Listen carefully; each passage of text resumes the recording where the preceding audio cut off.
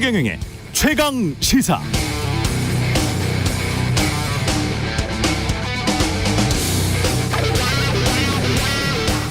네, 일본 도쿄전력이 오염수 2차 방류 준비 작업을 시작해서 빠르면 내일부터 2차 방류를 개시한다고 합니다.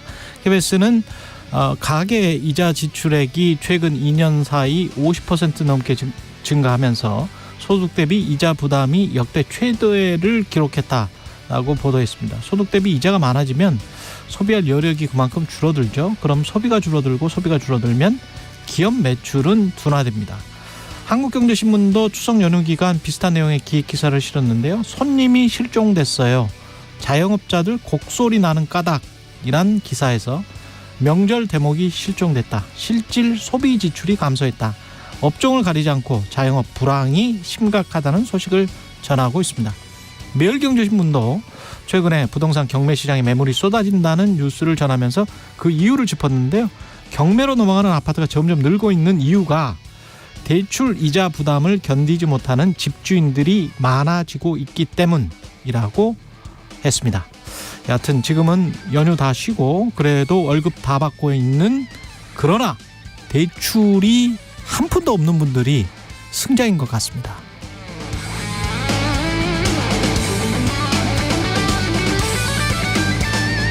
네, 안녕하십니까. 10월 4일 세상에 이익이 되는 방송 최경영의 최강시사 출발합니다. 저는 KBS 최경영 기자고요. 최경영의 최강시사 유튜브에서도 실시간 방송합니다. 문자 참여는 짧은 문자 50원, 긴 문자 100원이 드는 샵9730 콩오플 무료고요. KBS 1라디오 채널 정치, 경제, 사회문화 등 다양한 명품 콘텐츠가 있습니다. 구독과 좋아요, 댓글 많이 부탁드립니다. 오늘 최강시사 이상민 나라살림연구소 수석연구위원과 함께 내년 예산안 등 나라살림에 대해서 자세히 분석해보고요. 박찬대 더불어민주당 최고위원 추석 민심 확인해보겠습니다.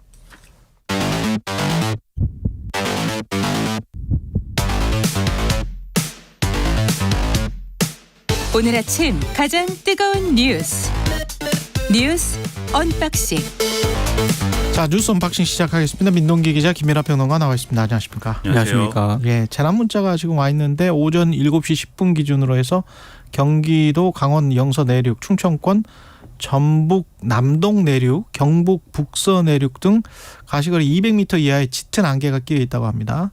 그 밖에 내륙에서도 가시거리 1km 미만의 안개가 낀 곳이 있다고 하니까요. 차량 운행, 감속 운행 하실 수밖에 없겠네요. 감속 운행 해주시기 바라고요. 예, 알아서 잘 하시겠죠. 알아서 잘 하실 것 같아요. 너무 이거를 국가에서 또 재난 문자를 보내고 방송에서도 뭘 이걸 보내고, 이것도 저는 사실은 국가주의적인 그 관점이 좀 배어들어 있어서 공원에서 뭘 버리지 마세요, 뭐 고성방가 하지 마세요, 그래 놓고 무슨 각종 집회나 뭐 이런 거 할 때는 또 고성방가 하잖아요. 네. 그 서로 이체도 안 맞는 것 같고 자유롭게 그냥 그 용인해 줄 부분들은 용인하고 개인의 자유와 책임이 좀 강조되는 그런 사회였으면 좋겠습니다. 그것도 그런데 사실 근데 또 일반적인 방송사에서 이제 다 그렇게 하는 것은 뭐 그런 의문을 가질 수 있죠. 또 이제 우리는 KBS니까 국가 재난 주간 방송이니까 그렇죠. 공영방송 그런 차원에서 말씀을 드렸습니다. 그렇습니다. 예. 여당이 그 김행 청문회를 불참하겠다는 거예요? 불참하기로 일단 입장을 밝혔습니다. 그렇군요. 예. 그 김행 후보자 청문회 일정을요. 예. 그 민주당하고 야당 의원들이 참석한 가운데 단독으로 의결을 했거든요. 그러니까 이 부분에 대해서 일단 윤재옥 국민의힘 원내대표가 일단 사과를 해라. 그리고 재발 방지 약속을 해야 그때서야 이제 청문회에 참석을 하겠다. 이런 입장을 밝혔는데 언론들이 이 내용을 보도를 하고 있습니다만 일부 언론 같은 경우에는 일단 김행 후보자에 대한 의혹이 계속 증폭이 되고 있는 상황 아니겠습니까? 예. 그러니까 청문회를 하게 되면 여론이 악화될 가능성이 있고 특히 이런 부분이 오는 11일 강서구청장 보궐선거에도 영향을 줄 것이다. 그러니까 이런 부분을 우려해서 국민의힘이 조금 청문회를 보이콧하는 쪽으로 방향을 잡은 것 아니냐 이런 의혹. 오히려 청문회 나가가지고 소란스러우면 그게 오히려 여론이 악화될 수 있다, 이렇게 속으로는 생각하는 건가? 근데 그러니까 겉으로는 이제 다른 이야기를 하고 있잖아요. 겉으로는 민주당이 사과를 해야 된다. 뭘 사과해야 된다는 거예요? 그러니까 청문회 일정을 단독으로 의결한 그런 부분에 대해서 사과를 해야 된다라는 거를 일단 조건으로 내걸었는데요. 예. 일부 언론들은 그거보다는 뭐 강서구청장 보궐선거에 악영향을 미치지 않을까 예. 이런 부분을 의혹을 제기를 하고 있고요. 청문회 해봤자 실이 더 크다. 그렇죠. 예. 그리고 어제 일부 기자들이 또 이런 질문을 하더라고요. 윤재옥 원내대표에게 혹시 대통령실하고 협의가 있었느냐 예. 이렇게 질문을 하니까 윤재옥 원내대표가 이렇게 답을 했습니다. 이것이 후보자나 대통령실하고 얘기해서 결정한 사안은 아니지 않냐. 누구한테 지침을 받아서 하는 건 아니다. 부인했군요. 예, 이렇게 입장을 밝혔습니다. 근데 이게 잘 납득이 안 되죠. 그러니까 이 청문회라는 거는 이게 근데 이런 적이 있었어요? 집권 여당이 청문회 우리는 어떤 절차적인 문제 때문에 단독으로 당신들이 하자고 했으니 당신들끼리 하든지 하지만 후보자는 참여를 못하겠다. 참석 못한다. 낯선 풍경인 건 분명한 것 같습니다. 예. 이제 후보자가 참석을 못한다까지는 여당이 얘기는 안 했는데 그건 이제 언론에 이제 해석이 있는 건데 예. 그러니까 어떤 얘기를 하든 간에 예. 청문회라는 거는 정권이 장관 이 사람을 우리가 장관을 시켜야 되겠으니 검증을 좀 해봅시다. 그래서 그렇지. 검증을 네. 해가지고 여기서 뭔가 문제가 발생하면은 그거 참고할 테니까 검증을 해보십시오라는 취지로 요청을 하는 거잖아요, 국회에. 그렇죠. 그렇다고 치면은 이런 여당이 뭐 이러한 절차적인 문제 등을 들어서 청문회를 안 하겠다라고 얘기하는 게 가능한 어떤 조건이 된다고 하면은 제가 볼 때는 그거는 그야말로 뉴노멀이거든요. 그렇죠. 예. 청문회를 무력화시키는 것이고 이 전례가 됩니다. 그러면 이게 만약에 실제로 언론이 우려하는 대로 이게 결국 청문회를 안 하는 쪽으로 가게 되는 결론이 된다면 예를 들면 다음에 어떤 정권이 들어설지 모르지만 그 다음 정권도 예를 들면은 이런저런 이유를 들어서 이게 야당이 너무 해가지고 우리가 청문회 못 하겠습니다라고 하는 게 가능해지는 거잖아요. 전례가 되니까. 지난 정권에서도 그랬다. 그러니까 그런 식으로 하게 되면은 이게 그럼 청문회라는 게 의미가 없어지는 거 아니겠습니까? 그러면 그런 굉장히 어떤 역사적인 과오가 될 수 있는 그런 어떤 움직임인 건데 저는 이게 그냥 일회성으로 이렇게 불만을 제기하는 것으로 그치는 게 제일 낫다고 보고요. 청문회를 해야지 어떻게 안 하겠습니까? 더군다나 의혹이 없어가지고 청문회를 할 필요가 없다는 거면 그건 또 모르겠는데 그런 주장이면은 그렇게 자신 있느냐라고 하겠는데 그게 아니라 의혹이 너무 많잖아요. 김행 후보자는 지금 제대로 설명도 안 하고 다 가짜뉴스라고 하고 제대로 해명을 안 했지 않습니까? 지금까지 언론에 나온 의혹들을 좀 종합을 해볼까요? 근데 이게 지금까지 언론에 나온 의혹들은요. 예. 그냥 뭐 한마디로 위키트리 주식을 백지 신탁하는 과정에서 주식을 파킹했다는 의혹. 예. 이게 하나 있고. 그게 파킹했다는 게 다른 사람한테 신우이 등에게 신우이 등에게 팔았다가 팔았는데 그걸 아마 그냥 맡겼다가 그때 회사가 네. 굉장히 적자였고 네. 어려워서 네. 이제 신우이가 그걸 감안해서 이제 사줬다. 요렇게 이제 해명을 한 거죠. 하지만 맡겼다가 다시 찾은 것 다시 아니냐? 이제 후보자가 다시 이제 찾았거든요. 그래서 이제 요 과정이 좀 불분명하다. 해명을 좀 정확하게 해야 된다라는 의혹이 있고. 얼마에 팔아서 얼마에 샀느냐? 그렇죠. 또 하나는 위키트리 경영 관여를 했다. 본인은 분명히 이제 관여하지 않겠다라고 이제 예. 했는데 그다음에 이제 뭐 일감 특혜 의혹 이런 것들이 제기가 됐고요. 예. 오늘도 새롭게 의혹이 뭐 굉장히 여러 가지가 제기가 됐는데 예. 이걸 다 설명을 해드리면 시간 다 가거든요. 하나만 제가 설명을 해드리면 예. 그 위키트리가 이제 김행 후보자가 창업한 매체잖아요. 그렇죠. 공동 창업. 근데 이 위키트리가 출산 전후 휴가라든가 육아휴직과 같은 사항을 취업규칙에 명기를 안 했다라고 합니다. 그래서 고용노동부의 시정 지시를 받았던 것으로 확인이 됐는데 근데 여성가족부 장관 후보자가 문제는 그겁니다. 예. 여성가족부 장관 후보자가 되려는 거 아니겠습니까? 근데 본인이 직접 창업한 매체에서 이런 부분에 대해서 좀 미미한 거를 고용노동부의 시정 지시를 받아서 물론 이제 시정 지시를 받고 나서 예. 개정을 했다라고 합니다만 이거는 조금 문제가 있다라는 그런 지적이 좀 나오고 있는 상황입니다. 예. 저도 하나를 더 말씀드리면 예. 오늘 동아일보가 보도를 했는데 아까 주식 파킹 의혹을 얘기하셨잖아요. 주식 파킹. 예. 그때 이제 적자여가지고 맡겨놓은 거다 이렇게 그렇죠. 뭐 얘기를 한 것에 대해서 실제로 그 해에 이제 김 후보자가 지분을 매각을 한 것인지 뭐 맡겨놓은 것인지 어쨌든 그 해에 이제 위키트리 소셜뉴스는 이제 흑자였다고 하는 것이고 그리고 계속해서 이 맡겨놓은 이후에도 회사는 계속 성장했다는 거예요. 분위기가 좋았다는 겁니다. 그렇죠. 그랬는데 김행 후보자가 이제 공직을 마치고 다시 그러면 맡겨놨던 주식을 다시 사는 거잖아요. 예. 형식상. 그때가 되니까 갑자기 이제 주식 가치가 전년 대비 한 30%에서 55%까지 급락을 했다. 근데 이거 비상장 주식이지 않습니까? 그렇죠. 비상장 주식이기 때문에 가치를 평가할 때는 예를 들면 자산. 뭐 자산이라든가 그다음에 영업이익. 순이익이란 예. 이런 걸 따지는데 예. 이런 건 사실 또 이런 회사의 경우에는 그러니까 의혹을 말씀드리면 이런 회사의 경우는 인위적으로 조정할 수도 있고 막 그렇죠. 이런 거잖아요. 회계의 어떤 구조에 따라서. 예. 그래서 그런 의심을 가질 수도 있는 거여서 내년에 확실히 들어올 수 있는 것들을 뭐 안 들어오게 한다거나. 그렇죠. 뭐 그런 뭐 기법이 있을 수도 있는 예. 거여서 김행 후보자에게 답을 달라고 연락을 했는데 이 동아일보가 연락을 여러 차례 했는데 닿지 않았다. 이렇게 기사에 쓰고 있어요. 그 제가 이게 황당한 것은 김행 후보자 이 최근에 계속 자신에 대한 어떤 임명에 대한 이제 부정적인 여론이 계속 여론조사를 통해서 확인되는 거에 대해서 가짜뉴스가 너무 많아서 그 영향을 받은 거다라고 설명을 해왔거든요. 예. 근데 언론이 물어볼 때는 답을 안 하면서 그걸 다 가짜뉴스라고 하면은 그게 어떻게 되겠습니까? 근데 언론 동아일보 취재에도 응하지 않았는데 음. 국회가 일단 뭐 소셜뉴스의 재무제표라든가 그렇죠. 주식거래 명세 이거 좀 요구를 했거든요.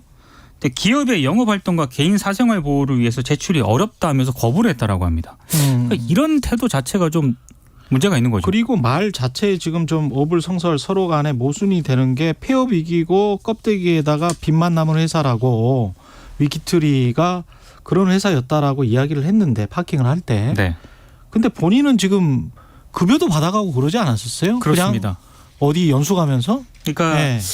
연수를 갔다는 그 3년 동안 예. 최소 1억 6천만 원의 급여를 받은 것으로 또 확인이 됐습니다. 본인은 이거는 이제 어떤 거냐면은요.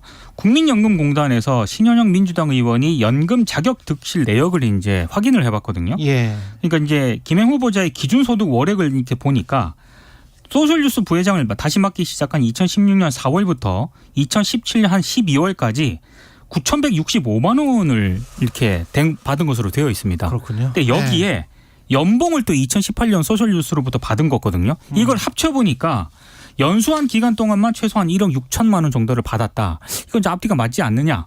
맞지 않는 것 아니냐 이런 비판이 나오고 있는 겁니다. 근데 이제 김행 후보자가 최근까지 방송 등을 통해서 노출이 많이 됐잖아요. 근데 제가 이제 국민의힘의 입장에서 생각을 해보면 이런 여러 의혹에 대해서 청문회 자리에서 김행 후보자가 합리적인 수준으로 잘 설명을 해서 국민을 납득시킬 수 있을 것이냐 아니면 방송에서 좀 보던 스타일대로 좀 강경한 어떤 그러한 어조로 굉장히 이제 이것은 가짜뉴스 때문이다라는 주장을 반복할 것이냐를 판단해 보면은 이게 전자보다는 후자의 가능성이 높다라는 판단이 있을 수도 있는 거거든요. 그러면 우리의 의심은 이제 언론의 의심은 그러니까 사실 청문회를 하기 싫은 거 아니야? 얘기가 이렇게 되는 거예요. 하지만 청문회를 하기 싫다고 안 할 수는 없는 것이기 때문에 이분을 후보자로 지명한 책임은 정부 여당이 져야 되는 상황이다. 이 점을 분명히 말씀을 드리겠습니다. 예. 그렇지만 또 국회에서 어떤 일이 발생을 하더라도 대통령이 그냥 강행을 하면은 이제까지는 계속 그래 왔었고. 그렇습니다. 그렇죠. 예. 근데 그렇게 대통령이 강행을 하거나 뭘 하면 역풍이 분다 뭐 이런 기사는 없어요.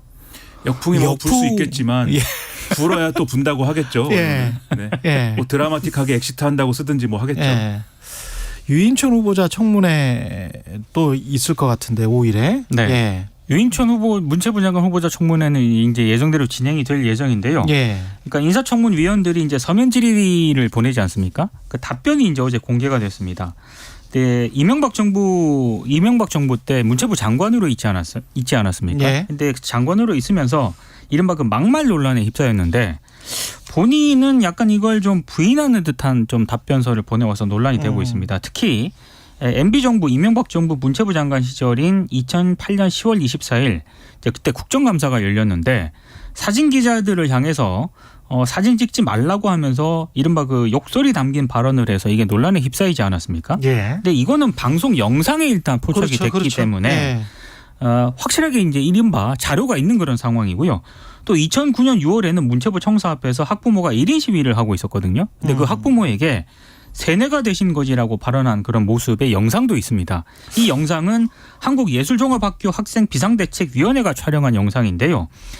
그런데 이런 부분들에 대해서 이제 청문위원들이 질문을 하니까 유인천 후보자가 발언하지 않은 내용까지 왜곡된 점에 대해서는 유감이다. 그리고 향후 논란이 발생하지 않도록 발언에 신중을 기하겠다. 이렇게 답변을 했습니다. 그러니까 발언하지 않은 부분들에 대해서 뭐 왜곡된 점 이게 어떤 부분을 말하는 건지는 모르겠습니다만 일부 언론들은 이거 영상까지 있는데 이렇게 발언하는 것은 좀 부적절하다 이렇게 지적을 하고 있습니다. 그리고 이제 블랙리스트 의혹이나 이런 것들에 대해서 계속 부인하지 않습니까? 근데 이것은 예를 들면 블랙리스트 의혹이 아예 없었다고 그 당시에 이명박 정권 때 없었다는 취지로 이제 얘기를 하는데 그렇게 생각할 수는 없는 거잖아요. 그거는 판결도 있고 서류가 있는데. 그렇죠. 판결도 있고 당한 분들도 있고 여러 가지 문제가 있는 것인데 제가 볼 때는 아마도 유인천 후보자는 이런 식으로 예를 들면 내가 하지 않은 말도 뭐 논란이 됐다든가라는 말을 가지고 이제 예를 들면 검증을 하려고 들면 왜곡된 사례를 막 찾아가지고 그러니까 일반적으로 언론에 보도된 사례가 아니라 왜곡된 사례를 찾아가지고 아마 반론을 하는 방식으로 뭔가 방어를 할 것 같고 블랙리스트 의혹에 대해서도 나는 몰랐다예요. 결국 이 얘기는 내가 몰랐기 때문에 없었다고 생각한 것이다라고까지 아마 가는 그런 어떤 전략을 세울 건데 그게 성실한 태도가 아니죠 사실. 제기된 어떤 의혹이라는 게 지금 뭐 당장 일어난 최근 일도 아니고 굉장히 상당히 이 시점이 된 일인데 거기에 대해서 그냥 부인할 수는 없는 거 아니겠습니까? 그래서 이분도 사실은 어떤 적격자인지를 의문을 가질 수밖에 없는 것이고 특히 이제 최근에 연예인의 어떤 발언이나 이런 것에 대해서 사회적으로 논란이 되고 이런 거에 대해서도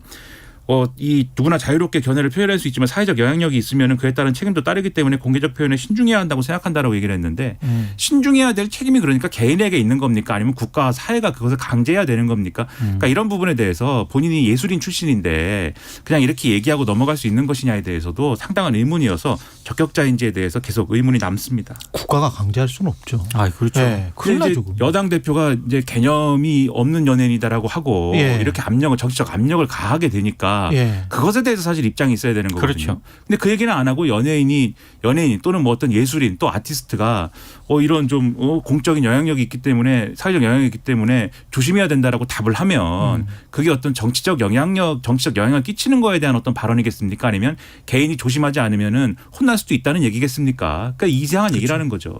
그러니까 특히 우리나라처럼 권위주의 독재 역사가 바로 좀 전에 있었던 나라잖아요. 불과 뭐 한 30년 전이었지 않습니까? 그러면은 그런 것들을 굉장히 좀 조심하고 시민사회에서는 서로 간에 뭐 의견이 달라서 너는 극우파 아니냐 너는 좌파 아니냐 뭐 이러면서 이야기는 할 수 있다고 봐요.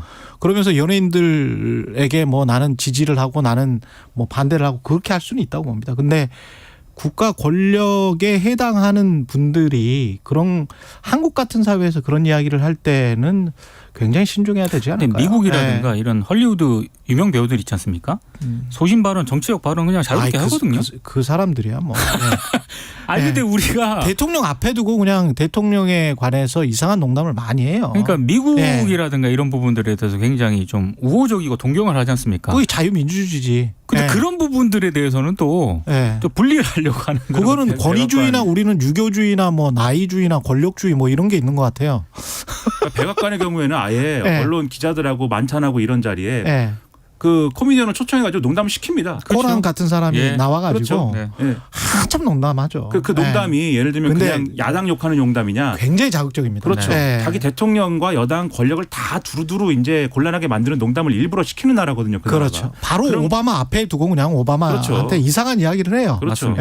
그런 걸 좀 배워야 되지 않나 우리도 이런 얘기할 게 아니라 그런 생각이 드네요. 그게 이제 포용이나 뭐 이런 것 같은데 그 권력이 포용을 해줘야 됩니다. 아, 그럼요. 시민들이 권력을 포용. 그건 아니에요. 그 이상한 사람입니다. 그건. 그리고 민주당 이야기 잠깐만 10초만 하죠. 그 민주당 가결파 의원들 징계 처리에 지금 고심한다는 내용입니까? 홍익표 민주당 대표가 일단 어제 기자간담회에서 밝힌 내용은요. 일단 본인이 원내대표이기 때문에 어떤 입장을 밝히면 이걸 윤리심판원에서 결정을 해야 되거든요. 그러니까 이제 이 독립적인 기구가 수행하는데 부적절한 영향력을 행사할 수 있기 때문에 직접적으로 언급은 하지 않겠지만 윤리심판원에서 원칙과 기준에 따라 처리하면 될 일이다. 이런 입장을 내놓았습니다. 그러니까 지금 뭐 나올 수 있는 모범 답안이죠. 사실 그게 당내에 논란이 되고 그게 해당 행위다라고 이 최고위가 지금 규정을 해놓은 상황에서 그렇죠. 이것에 대해서 뭐 징계를 하라 하지 말라라고 얘기할 수는 없는 조건입니다. 지금 지도부가. 그러면 윤리심판원에서 판단을 해야 될 텐데 실제로 그러면 윤리심판원이 찬성표를 던진 사람들을 다 찾아내가지고 징계할 수 있는 거냐 현실적으로 그러기는 어려울 것이고 아마도 그 상황을 전후해가지고 어떤 말을 한 것, 발언을 한 것 어떤 행동을 한 것 이런 걸 가지고 이제 문제를 삼을 텐데 제가 볼 때는 그런 것도 징계에 해당하는 사례는 굉장히 극소수에 불과할 것이다라고 봐요. 그리고 그렇게 처리하는 게 그 정도로 처리를 하는 게 지금 상황에서 합리적인 것이지 이걸 가지고 지지자들이랑 뭐 해가지고 이 찾아내야 되고 혼내줘야 되고 속간해야 된다 이렇게 주장을 하는 것은 제가 볼 때는 공천이라든가 경선이라든가 이런 걸 겨냥한 어떤 정치적인 행보로밖에 해석이 안 될 수 있다. 그런 것들을 봐야 된다고 봅니다. 예, 여기까지 하겠습니다. 뉴스 언박싱 민동기 기자 김민하 평론가였습니다. 고맙습니다. 고맙습니다. KBS 1라디오 최경영의 최강시사 듣고 계신 지금 시각 7시 39분입니다. 출근길 날씨 정보입니다. 지금 내륙 지역은 안개가 짙게 끼면서 가시거리가 200m 이하로 매우 짧은 곳이 많습니다. 안개는 오전까지 영향을 주겠고요. 지금은 전국이 대체로 맑지만 오후부터 밤 사이에는 먹구름이 끼면서 수도권과 강원 영서, 충청도와 전북 지역에 한때 비가 내리겠습니다. 현재 기온은 13도 안팎으로 어제 아침만큼 쌀쌀합니다. 낮 기온은 서울 23도, 광주 24도, 대구 25도, 부산 26도 등으로 남부지방을 중심으로 어제보다 2도에서 5도 정도 높겠습니다. 하지만 밤부터는 찬바람이 불면서 기온이 뚝 떨어져 내일 아침에는 서울 10도, 세종 9도 등으로 오늘보다 1도에서 7도나 낮아 올가을 들어 가장 낮은 기온을 보일 전망입니다. 현재 서울의 기온은 14.3도입니다. 날씨 정보 송소진입니다. 이어서 이 시각 교통 상황을 KBS 교통정보센터 정현정 씨가 전해드립니다. 네, 오늘 아침은 곳곳으로 안개가 짙게 껴있어서 가시거리가 200m 미만인 곳이 많습니다. 출근길에 주의가 필요하겠습니다. 경부고속도로 서울 방향으로 죽전휴게소에서 서울요금소까지 막히고요. 판교에서 판교분기점, 더 가서는 반포까지 정체 이어져 있습니다. 특히 이 구간은 12km가량 밀리고 있고요. 반대 부산 쪽으로 한남에서 서초까지와 죽전에서 수원까지 밀리고 있습니다. 오산 부근에서 남사까지는 10km가량 정체고요. 서해안고속도로 서울 방향으로 당진 부근에서는 승용차가 고장나 있습니다. 서서울요금소에서 조남분기점 진출로까지는 2km가량 정체고요. 광명역에서 금천까지 밀리고 있습니다. 출근길에 안전운행하시기 바랍니다. KBS 교통정보센터에서 정현정입니다. 오늘 하루 이슈의 중심. 당신의 아침을 책임지는 직격 인터뷰. 여러분은 지금 KBS 1라디오 최경영의 최강시사와 함께하고 계십니다. 네, 정부가 지난 8월에 656조 9천억 원 규모의 내년도 예산안을 발표했고 이제 국회에서 심사하는 과정이 남아 있습니다. 2024년 나라살림 관련해서 자세한 내용 조목조목 짚어보겠습니다. 잘 들어주시기 바랍니다. 이상민 나라살림연구소 수석연구위원 나와 계십니다. 안녕하세요. 예, 안녕하세요. 예, 지난번에 이제 최강시사에 계속 출연하셔가지고 예산안 관련해서 정부 보도자료만 보면 우리가 잘 모르잖아요. 예, 그렇죠. 예, 그래서 세부 내용을 좀 잘 짚어봐야 되는데 일단 세부 내용을 직접 들여다 보셨잖아요, 그렇죠? 예, 그럼요. 예, 어떤 부분이 가장 많이 줄었습니까? 그러니까 뭐 는 것도 있고 준 것도 있고요. 예. 그러니까 뭐 는 것부터 말씀드리면은 그 통일 외교 분야가 제일 많이 늘었어요. 퍼센트라면은 14% 늘었으니까. 예. 그리고 두 번째로 많이 증가한 분야는 예비비입니다. 9% 증가한 거고요. 예. 그래서 준 부분 같은 부분을 보면은 예. 그 산업 중소기업 에너지 분야가 가장 많이 줄었거든요. 예. 이게 마이너스 18% 줄었으니까 뭐 꽤 많이 줄었다. 중소기업 에너지 쪽이 예, 산업 중소기업 에너지를 이렇게 묶어서 하나의 분야예요. 그래서 예. 그 부분이 한 18% 줄었고 그러고 나서 두 번째로 가장 많이 준 분야는 과학기술 분야입니다. 과학기술 R&D. 마이너스 7.5% 줄었으니까 그렇군요. 많이 준 거죠. 예. 예비비는 9% 늘었다라는 거는 이게 좀 그 총선 앞두고 혹시 예. 그러니까 이게 좀 의외라고 생각하시는 분이 많으실 텐데요. 예. 통일 외교가 그렇게 많이 늘었나? 예. 통일 외교는 뭘로 넣은 거예요? 이게 ODA가 는 거예요. 그러니까 ODA라고 말하면은 우크라이나 돈 주고 뭐 이러는 거군요. 예, 지원하는 그러니까 외국에 지원하는 그런 예. 것을 ODA라고 그러잖아요. 그래서 ODA가 굉장히 여러 군데 많이 늘었습니다. 그렇죠. ODA가 늘어서 통일외교 분야가 는 것처럼 보이는 거고요. 예. 예비비가 는 부분은 이거는 조금 이례적인 부분인데요. 예. 그러니까 예비비는 행정부 입장에서는 많으면 많을수록 좋고 이게 국회 입장에서는 적으면 적을수록 좋은 거거든요. 그렇죠. 왜냐하면 국회 예산 심의권에 대해서 이 예외 규정이 바로 예비비이기 때문에 예비비가 9%라는 게 656조에서 9%라는 거예요? 그렇죠. 아니요. 그러니까 작년, 그러니까 예. 올해보다 내년도에 9% 아, 느는 9% 거죠. 늘었다. 근데 예비비 같은 경우는 예. 굉장히 오랫동안 늘지 않고 그 국가 지출 규모는 늘었지만 예비비는 뭐 3조 원 이런 식으로 계속 이게 유지가 됐었거든요. 예. 왜냐하면 국회 예산 심의권이 증대되면서 예비비는 늘지 않고 정체되는 것이 일반적이었는데 그러네요. 내년도는 예비비가 많이 늘은 거니까 뭐 국회 예산 심의권이 좀 저해됐다라고 표현하면 되는 겁니다. 그러네요. 예비비는 뭐 예비로 가지고 있다가 적절하게 행정부 입장에서는 마음대로 재량껏 쓸 수 있는 돈 이렇게 되는 그렇죠. 겁니까? 올해 예비비가 가장 이슈됐던 거는 예. 그 청와대로 옮기면서 그 작년이죠. 예. 작년에 예비비가 가장 큰 이슈가 됐던 것이 청와대를 옮기면서 돈이 어디서 나냐. 국회가 예산 심의는 하지 않았는데 예비비에서 쓰겠다라고 해서 예비비를 뭐 그렇게 예비비군요. 공개를 하나 마냐 뭐 예. 굉장히 많이 이슈가 됐었는데요. 예. 이런 것이 국회 예산 심의권 바깥에 존재하는 것이 예비비인 거죠. 사회복지 분야는 어땠습니까? 사회복지 분야는 증가압률로 따지면 한 세 번째로 많이 늘었고요. 예, 많이 늘었군요. 금액으로 보면은 뭐 이게 한 18조 원 정도 증가했으니까 예. 많이 늘었죠. 근데 사회복지 분야가 많이 는 부분은 어디서 많이 늘었냐면은 이 공적연금이랑 이 노인 부문이에요. 그러니까 공적연금이라는 것은 당연히 국민연금, 공무원연금. 그렇죠. 노인 부문이라는 것은 기초연금인 건데. 그렇죠. 뭐 공무원연금, 국민연금, 기초연금이 많이 는 것은 뭐 법이 바뀌어서 뭐 억지로 지출 늘렸다는 것이 아니라 뭐 짐작하시다시피 호봉수가 늘어나서 사람 아니요, 수가 호봉수가 늘어나는 것은 이제 연금이니까 퇴직이 그렇죠. 바뀐 거니까 사람 수가 는 거죠. 사람 수가 늘어나서 65세 이상 어르신 수가 뭐 그러네요. 매년 5% 이상 늘어나고 그러네. 또 물가 상승률에 연동이 되거든요. 자연 증가분이군요. 예, 그러니까 자연 증가분입니다. 정책적 의지로 늘린 것이 아니라 노인 인구가 증가하고 물가가 상승했다라고 해석하는 것이 맞습니다. 그러면 재량적으로 지출할 수 있는 사회복지 분야의 뭐 예산이나 이런 거는 좀 늘었습니까? 그 는 부분이 있고요. 재량적으로 그 하는 부분은 예. 이 기초생활보장제도가 많이 늘었어요. 기초생활보장제도. 네, 기초생활보장제도는 예. 이 정부는 약자복지를 굉장히 말을 강조를 하거든요. 그러니까 약자복지는 사실 사회복지학에서는 뭐 굉장히 요즘에 쓰고 있지 않는 말인데 이 정부는 약자복지라고 해서 가장 낮은 부분 이것이 바로 기초생활보장제도잖아요. 기초생활보장제도 같은 경우는 이는 정책적으로 늘렸습니다. 그랬군요. 지금 정부는 총 지출 증가율을 뭐 2.8%로 제한했다. 그렇죠? 예, 말을 들어보면 뭔가 굉장히 좀 아껴 썼다는 느낌이 들도록 워딩은 만들어 놨는데 이거는 좀 풀어서 해석을 해 주십시오. 그러니까 총지출 증가율이 뭐 굉장히 제한적이죠. 2.8%니까 올해 물가 상승률이 3%가 넘을 걸로 예측하고 있거든요.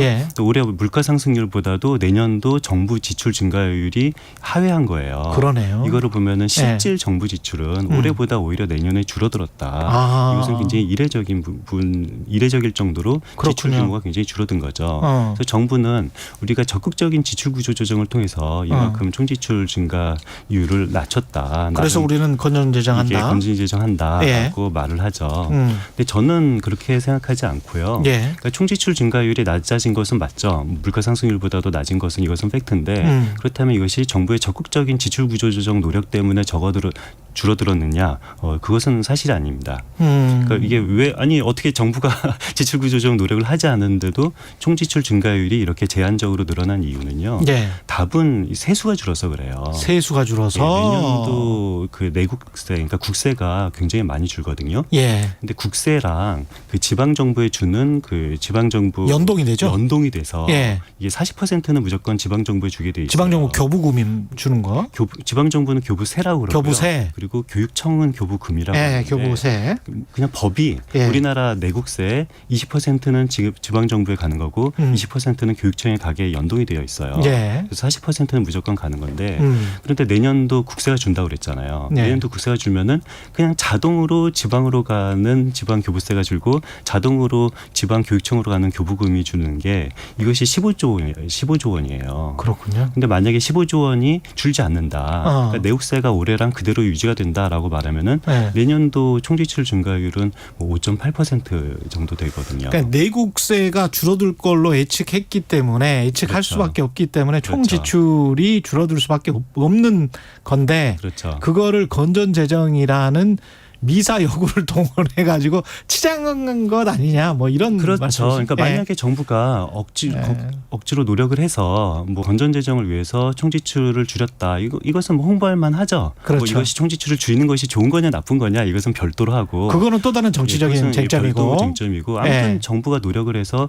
총지출 증가율을 제한했다라고 말하면 저는 홍보할 수 있다라고 생각하는데요. 그렇죠. 문제는 정부가 노력을 해서 총지출 증가율을 제한하는 것이 아니라 그냥 국세가 줄어들어서 자동으로 지방 정부에 주는 금액이 줄어들었다는 것은 이것은 홍보가 아니라 저는 사과를 하고 반성을 해야 되는 거라고 생각하거든요. 왜냐하면 국세를 줄이는 것은 이건 좋은 것이 아니잖아요. 그렇죠. 특히 추경호 부총리 같은 경우는 이 지난번에 법인세율을 내리면서 법인세율을 내려도 이 세수가 줄지 않는다라고 주장을 했었어요. 그런데 물론 추경호 부총리의 말을 기재부는 반박을 했습니다.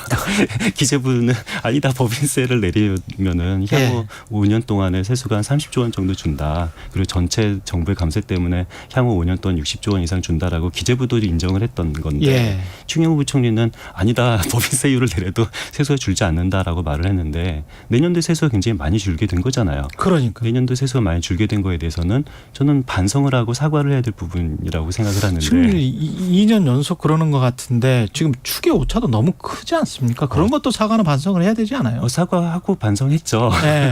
뭐 추계 오차가 올해 같은 경우는 세수 결손이 올해 본 예산 예측하는 것보다 59조 원 줄어든다고 이 정부가 발표를 했거든요. 세수 결손이 59조 원, 60조 원 가까이 되네요. 뭐 어마어마한 거고 근데 시장에서는 59조 원도 보다 더 많이 세수 결손이 발생하지 않을까라고 조심스럽게 예측하고 있습니다. 그러면 그렇게 돈이 부족하니까 뭐 세금이 안 들어오니까 그거를 외국환 평양기금으로 어떻게 메워보자. 이것도 상당히 좀 위험한 발상 아니에요? 그렇죠. 그러니까 외국환 평양기금은 이것은 뭐 외화 정책 차원에서 이것을 좀 더 너무 여기에 외국환 평양기금에 많은 돈을 둘 수도 있고 아니면은 여기에 돈이 너무 많다라고 생각한다면 여기 있는 돈을 지금 정부처럼 이것을 일반 회계에 돈을 뭐 갚는 바꿔서. 그런 방법도 있어요. 문제는 그렇다면 현재 우리에게 중요한 것은 외국환 평형 기금에 있는 돈을 늘릴 것이냐 줄여드릴 것이냐라는 것을 말하기 이전에 외국환 평형 기금에 존재하는 돈의 양은 정확하게 이것은 외환 정책에 따라서 좌우되어야 되는 겁니다. 우리 외환 정책에 따라서 돈을 늘릴 수도 있고 줄일 수도 있는 것은 맞는데 근데 외환 정책이 아니라 단순히 그냥 국채 추가 발행을 하면 안 된다라는 이유로 이 돈을 가지고 우리가 손을 대면은 이것은 그 예측 가능한 외환 정책에 이건 맞는 행동이 아닌 거죠. 그리고 우리는 사실은 IMF 외환위기를 맞았던 나라이기 때문에 외국환 평형기금 같은 경우는 우리 원화 가치가 너무 떨어진다 그러면 그거를 받쳐가지고 달러를 좀 팔고 그 원화를 지금 저장해 놓는 기금이잖아요. 지금 현재 외환 정책만 보면은요, 저는 정부 말이 그렇게 무리가 있다고 생각하지는 않아요. 왜냐하면 지금 굉장히 환율이 높아져서 이참에 굉장히 돈을 많이 팔았어요. 그렇지. 보유하고 있는 그 달러를 많이 팔았거든요. 팔고 그걸 원화로 가지고 있는데 팔았기 때문에 원화로 굉장히 자산이 많이 늘었고 그걸 좀 빼가지고 지금 빼겠다라는 겁니다. 그걸 빼서 지금 세수에 좀 사용하겠다라는 건데. 그러니까 외환 정책만 보면은 그렇게 나쁜 정책이라고 생각하지는 않는데 문제는 외환 정책으로 우리가 이것을 이해하는 사람은 아무도 없잖아요. 그렇죠. 이것은 세수가 부족해서 여기에 손을 대는 거 아니냐라고 시장이 생각을 하고 있고요. 이런 식으로 시장이 생각하고 있는 것은 굉장히 바람직한 것은 아니죠. 그렇죠. 그리고 그걸 사실은 예비적으로 나중에 또 이제 달러가 싸지면 그걸 살려고 그 기금에다 넣어놓는 거거든요. 맞습니다. 완화를. 근데 그거를 빼가지고 이제 세수로 세출을 나가버리겠다는 그렇죠. 건데. 그러니까 외환 정책 상에서는 이 정책이 좋은 정책인지 나쁜 정책인지 논의는 저는 별개로 해야 된다고 생각하고요. 아무튼 외환 정책이 아니라 세수 목적으로 이 돈에 손을 댄다는 것 자체가 바람직한 것은 아니죠. 정부는 그럼에도 불구하고 우리가 이제 긴축 재정을 하고 건전 재정을 하고 비정상을 정상으로 돌려놨다 이렇게 이야기를 하고 있는데 뭐 그거는 이제 경제학자들 사이에 굉장히 지금 큰 논란이 있는 것 같고 지금 건전 재정 할 때냐라고 주장하는 학자들도 있는 것 같고 이 재정학적인 의미에서 한번 좀 이걸 살펴봐 주십시오. 이렇게 하는 게 학자들 사이에서 예. 뭐 지금은 건전재정이 필요하다라고 말하는 주장도 있고 예. 건전재정 할 때냐라는 주장도 있어요. 예. 근데 저는 그 전에 일단 건전재정이라는 정부의 주장은 거짓말이다라는 것을 먼저 강조를 하고 싶고요. 건전재정이라는 말도 거짓말이다. 그렇죠. 왜냐하면 정부가 예. 건전재정이라고 말하는 근거는 주장하는 근거는 내년도 총지출 증가율이 2.8%밖에 안 는다. 그렇죠. 이 정도면은 제한한 거기 때문에 건전재정이다라고 말을 하는데 예. 근데 총지출 증가율은 2.8% 증가하지만 예. 총수입 증가율은 마이너스 2.2%예요. 아. 수입은 마이너스 2.2%인데 지출이 플러스 2.8%라면은 세입과 지출을 서로 비교를 해보면 그렇죠. 굉장히 불건전해지는 거고요. 그러네요. 그래서 네. 내년도 돈은 적게 벌어들이는 건데 그럼요. 돈은 더 쓰는 거네. 실제로 여하튼. 내년도 재정 수지 목표치가 예. 거의 50조 원 가까이 마이너스 50조 원 가까이 바라보고 있거든요. 이것은 굉장히 불건전해지는 거다라고 일단 말을 하고 싶고요. 그러네. 지금 현재 건전재정이 필요하냐 아니면 긴축재정이 필요하냐는 이거는 학자들 사이에서 답이 있는 문제는 아닌데요. 예. 근데 일단 재정학 교과서에 따르면은 예. 이 정부 살림의 원칙과 가정 살림의 원칙은 정반대예요. 그러니까 가정 살림이라는 것은 우리가 수입이 들면은 지출 늘릴 수 있는 그렇죠, 거죠. 그렇죠. 그리고 수입이 줄면은 허리띠를 졸라매야 되는 것이 가정 살림 원칙이지만 정부 살림 원칙은 내수가 안 좋으면 세수가 안 거치잖아요. 그렇죠. 세수 안 거치면은 정부라도 지출을 확대해서 내수 경기를 부양시키고 만약에 경기가 좀 호황이다, 화랑이다, 과열이다. 그러면 세수가 많이 거치고 그렇죠. 그러면은 정부는 지출을 저장해놓고. 줄여야 되는 것이 예. 정부 재정의 원칙인데 근데 뭐 지금 뭐 워낙 이 재정 건전성이 좀 나빠지는 상황에서 어떤 이 재정 원칙을 위배하고 지출을 줄여야겠다라고 정부는 주장을 하고 있는 거죠. 수단이 목적화되지 않나, 누구를 위한 건전재정인가, 이것도 좀 생각해봐야 되겠습니다. 일단 건전재정이 아니다. 건전재정이 아닌데다가 이게 국민들을 위해서면 좀 더 써도 되지 않나, 그러면서 산출을 좀 늘리는 방법, 그러면서 세수가 증가하는 방법을 생각해야 되지 않나, 뭐 그런 이야기가 나오고 있는 것 같습니다. 이상민 나라살림연구소 수석연구위원이었습니다. 고맙습니다. 예, 감사합니다. 예.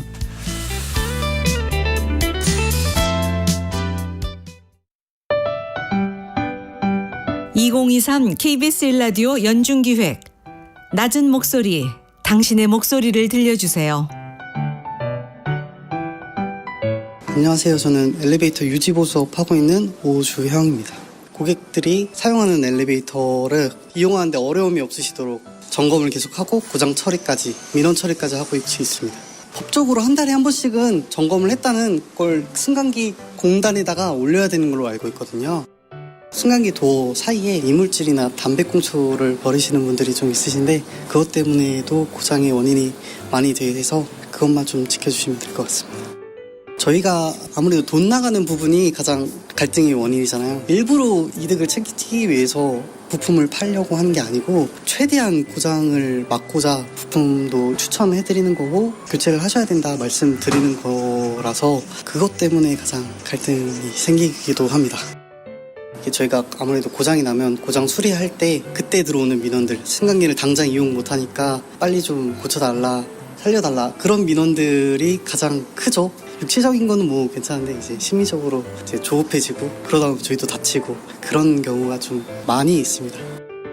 최근에 이제 사망 사고가 2건이나 있었거든요. 저희 회사뿐만 아니라 다른 엘리베이터 유지보수업 하시는 분들이 그만큼 위험한 직업이니까 작업자분들 심리적으로 안정된 상태에서 작업을 할 수 있게 조금만 배려해 주셨으면, 저희도 최선을 다해서 엘리베이터를 고치고 있으니까 조금만 배려해 주시면 서로 더 좋은 성과를 낼 수 있을 것 같습니다.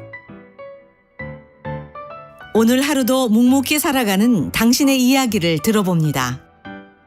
KBS 1라디오 연중기획 낮은 목소리였습니다.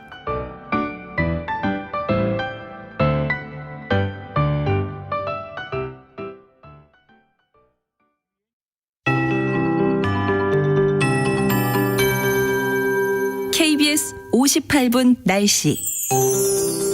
지금 내륙 지역에는 안개가 짙게 껴 있습니다. 특히 파주와 용인, 세종과 진천, 문경 등은 가시거리가 200m도 채 되지 않는 곳이 있습니다. 오전까지 짙은 안개를 주의하셔야겠고요. 지금은 전국이 대체로 맑지만 오후부터는 먹구름이 끼면서 수도권과 강원 영서, 충청도와 전북 지역에 한때 비가 내리겠습니다.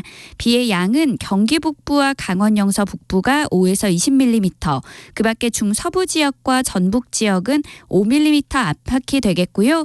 비가 오면서 돌풍이 불고 벼락이 치는 곳이 있겠습니다. 이 비는 밤에 그칠 전망입니다.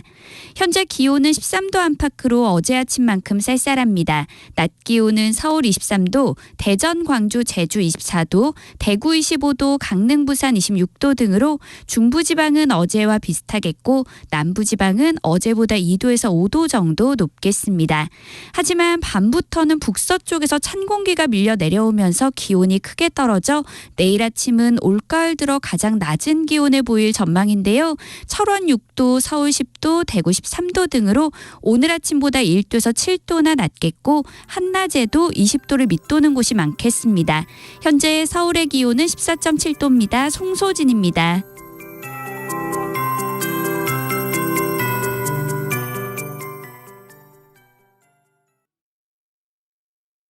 정성을 다하는 국민의 방송 KBS가 8시를 알려드립니다. AM 711kHz, FM 97.3MHz, KBS 1라디오입니다. HLKA.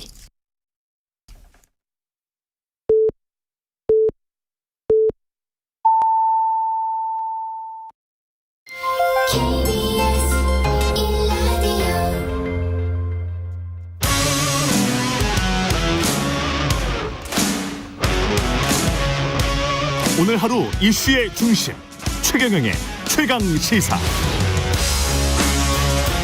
네, 길었던 추석 연휴가 끝이 났고요. 민주당이 청취한 추석 민심은 어땠는지 박찬대 민주당 최고위원과 이야기 나눠보겠습니다. 안녕하세요. 예, 안녕하세요. 예, 추석 연휴에 뭐 굉장히 바쁜 일정 소화하셨을 것 같습니다. 그래도 이제 공식 일정은 많지 않아서 평소보다는 그때 일정이 많은 편은 아니었고요. 예. 그동안 소홀했던 지역구라든가 뭐 살피고 또 저 병원에서 또 회복 중에 있는 대표도 자주 찾아뵙고 이렇게 했습니다. 강서구도 좀 가보셨어요? 예, 강서구도 여러 차례 갔습니다. 예, 네. 어떻게 느끼셨습니까? 추석 민심은? 지금 추석 민심 같은 경우에는 아무래도 이재명 대표 구속영장 기각이 가장 큰 반응이 있었고요. 예. 아무래도 뭐 언론이라든가 검찰을 통해 가지고 계속 피의 사실이 유포되고 예. 공무상 비밀도 계속 누설되지 않았습니까?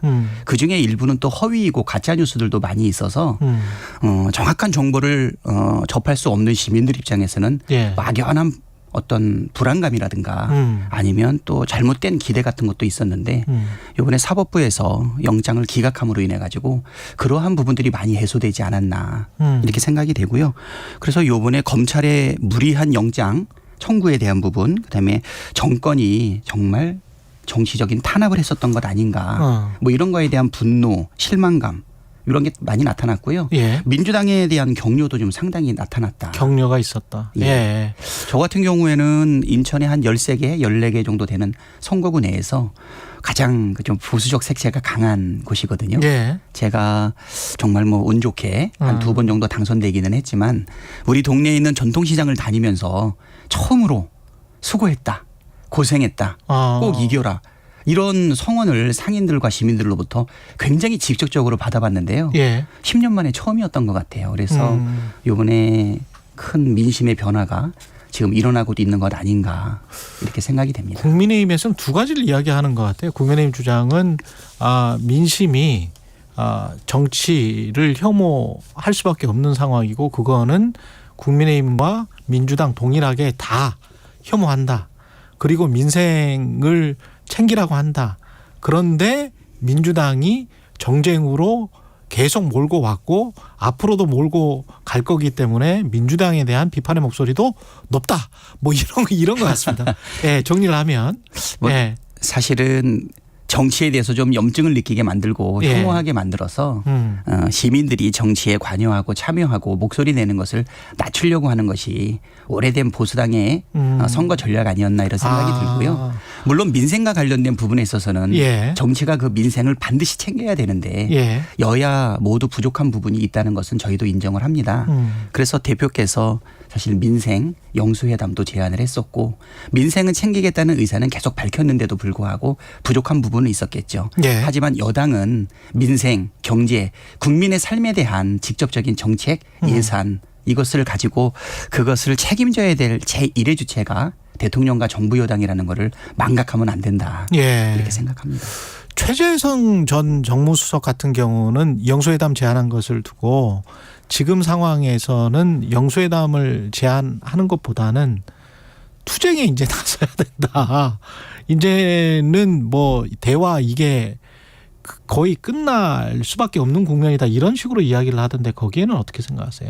저는 전에도 예. 우리 당에서 얘기했고 이재명 대표도 강조했는데 싸우면서 일한다 이렇게 얘기했거든요. 예. 싸우는 것 자체도 일이라고 볼 수 있지만 국민이 바라는 것은 정치에서 우리의 삶이 개선되는 것을 원하지 않습니까? 예. 우리의 권한과 책임이 아무래도 정부 여당만 하지는 못해도 한편으로는 민주주의의 퇴행, 민생경제의 몰락, 그다음에 한반도의 평화의 불안함, 후쿠시마, 뭐 양평고속도로 여러 가지 현안들에 대해서는 강력하게 싸우고 국정기조를 바꿔라.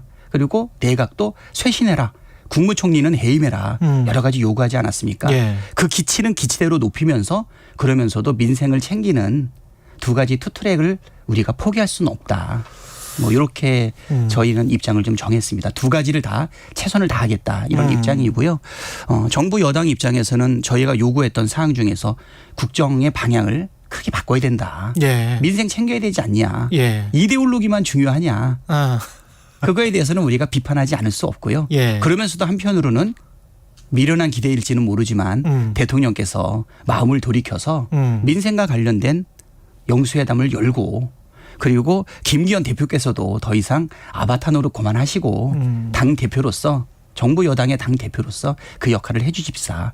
뭐 반드시 요구해야 된다 생각합니다. 지금 여야가 민심을 바라보는 그게 약간 좀 다르기 때문에 강서구가 중요한 바로미터가 될 거는 같은데 어떻게 예상하세요? 저희도 예.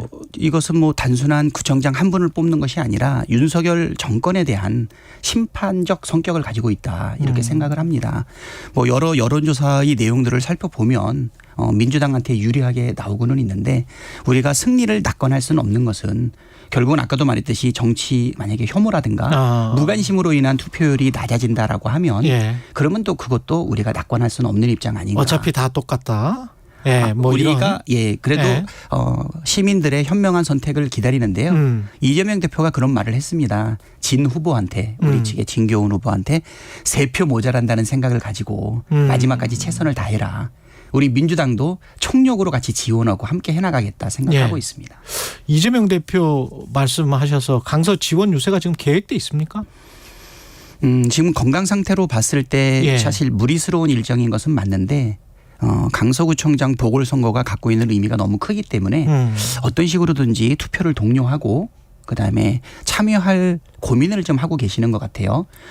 뭐 일간에서는 오늘 대표께서 병원에서 퇴원한다 이런 말이 막 돌았는데 예. 제가 확인한 바로는 아직은 건강 상태가 그 정도까지 회복되지는 않았고요. 예. 간간히 당무도 집행하고 최고위원 원내대표와 함께 의견도 교류하고는 있는데요.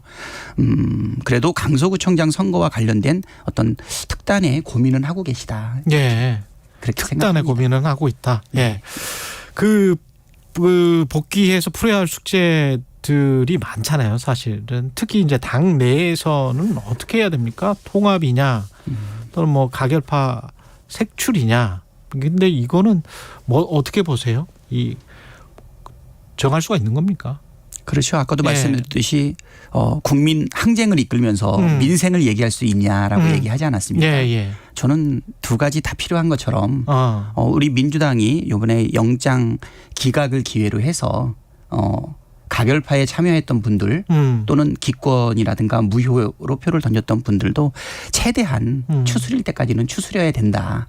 하지만 공공연하게 탄핵했다고 표현을 하거나 예. 아니면 가결했다고 선언을 하거나 예. 그리고 칭찬받아야 된다고 표현을 하는 그래서 요번에 영장 기각 전후에 체포 동의안 가결 전후에 예. 꾸준히 민주당을 흔들어대고 지도부와 그다음에 당대표를 내려오게끔 구체적인 행동을 했던 분들에 대해서는 그래도 이것은 해당 행위에 해당되지 않나. 부적절한 발언이 그 이후에도 계속 이어지는 사람들에 대해서는 또 당내 분란을 계속 일으키는 행위에 대해서는 그래도 적절한 조치는 필요하다 이렇게 생각합니다. 그 투표를 가결로 했는지 안 했는지 그거는 알 수는 없지만 공개적으로 말을 함으로써 그래서 해당 행위를 한 부분들이 있는 의원들이 있다. 그 부분들은 어떤 징계나 이런 것들이 있어야 되지 않느냐? 뭐 이런 말씀이신 것 같네요. 글쎄요, 뭐 이게 가결이냐 아니냐가 결정적인 사건이기는 한데 제가 볼 때는 그 당원들 청원이 한 5명 정도를 지목해서 올라왔어요. 아, 그렇군요. 예, 올라오신 분들을 보게 되면 이번에 체포동의안 가결 시점 또는 영장 기각 시점에만 있었던 일은 아니고 오랫동안 꾸준하게 민주적 절차에 의해서 뽑힌 당대표와 지도부가 내려놓고 내려와야 된다라고 이야기를 하는데 그분들의 수를 우리가 넉넉하게 잡아도 한 40여 명 되지 않습니까? 민주당 수는 한 170명 정도 되고 4분의 1이 되지 않는 분들이 사실 당권과 관련해서 흔들어대는 것은 민주적 원리에도 맞지 않고 그다음에 검찰과 국힘당의 표에다가 손을 얹어서 했던 행동이기 때문에 그것은 정말 적절하지 않다는 것을 이번에 큰 교훈으로 삼았으면 좋겠다. 이렇게 생각이 되고요. 단지 가결 여부 때문에 판단한다기보다는 오랫동안 지속되고 누적되어 있었고 또 영장이 기각되고 난 이후에도 좀 맞지 않는 궤변을 하는 경우들도 많이 있지 않습니까? 표창을 받아야 된다든가 하는 그런 부분들에 대해서는 분명한 조치는 필요하지 않을까. 개인적인 생각입니다. 징계 판단은 누가 하는 건가요? 윤리 심판원 같은 게 작동을 합니까? 아니면 뭐 내부적으로 사실 고민은 많이 있었는데요. 당원들이 5만 명 이상 청원했던 부분에 대해서 우리가 이제 바로 그거에 대한 대응, 리스판스를 해야 되거든요. 그 부분은 아무래도 윤리심판원을 거치는 그런 절차가 적절하지 않을까. 그럼 윤리심판원의 판단 이후에 지도부가 결정하는 형태? 아닙니다. 독립적으로 그쪽에서 그렇죠. 그냥 자율적으로 하는 거군요. 윤리심판원이 징계와 관련돼서는 독립적으로 심사하고 판단하는 기능을 가지고 있습니다. 예, 결국은 의원들이 생각하는 건 이제 공천일 것 같은데 공천에도 불이익이 좀 될까요? 이런 것들이 해당 행위나 라고 판단이 된다면? 저희 같은 경우에는 이제 시스템 공천이 거의 확정이 되었고요. 저번에 이제 혁신안에서 일부 평가와 관련된 부분에 대한 가감이 제한되기는 했는데 아직 확정되지는 못하고 있는 상황이고요. 혁신안 뭐 몇 가지 있지 않았습니까? 그 부분을 어떻게 반영할 건지에 대한 부분은 아마 이제 당대표께서 복귀하고 난 이후에 사실 당원들과 그다음에 의원들의 여론을 수렴을 해서 결정해야 되지 않나 이런 생각이 들고요. 공천은 결국은 경선을 거쳐서 진행을 해야 되니까 이 경선 과정에서 그동안의 행동, 발언, 그다음에 평가 이런 것이 종합적으로 반영되지 않을까 생각이 됩니다. 근데 만약 징계가 또 이루어지면 당이 또 시끄러워지고 그러면은 또 그 민주당 전체의 이미지에 좀 악영향을 끼칠 수 있다. 그런 우려 같은 거는 없으세요? 제가 볼 때는 징계 우선주의라든가 징계 제일주의는 분명히 아니지만 아까도 말씀드렸듯이 그 과정 속에서 통합을 지향하면서 꼭 필요한 조치는 같이 병행해야 되지 않을까 생각합니다. 그리고 추석 연휴 기간에 검찰 대검 반부패 쪽에서 나온 그 보도 자료인 것 같은데 뭐 한 376회 민주당에서 계속 이렇게 주장을 했는데 이재명 당대표 관련 압수수색 영장이 근데 검찰은 이제 36회더라. 이거는 가짜 뉴스 아니냐. 뭐 이렇게 이제 국민의힘에서는 주장을 하고 있습니다. 어떻게 굉장히 궁색하다고 생각이 되고요. 궁색하다. 여당에서 민주당이 가짜 뉴스를 퍼뜨리고 있다 이렇게 주장을 했는데 국힘당은 검찰이 말하면 팥으로도 매주를 쓴다고 해도 믿을 모양인 것 같아요. 지난 대선 이후에 이재명 대표와 관련되어 있는 사안으로 압수수색한 건수를 저를 포함해서 우리 검찰 독재 정치 탄압대책위원회가 기사를 하나하나 셌습니다. 아, 기사를 센 거다. 네, 기사를 하나하나 셌는데 이 기사는 근거가 뭔가요? 검찰발 공지 아닙니까? 그렇죠. 누구를 압수수색했다. 네. 그리고 이번에 압수수색에는 몇 군데를 털었다. 이런 얘기가 나오는데 언제부터 세셨다고요? 그게 대선 이전부터 쭉 샜는데요. 아, 대선 이전부터 셌다. 네네.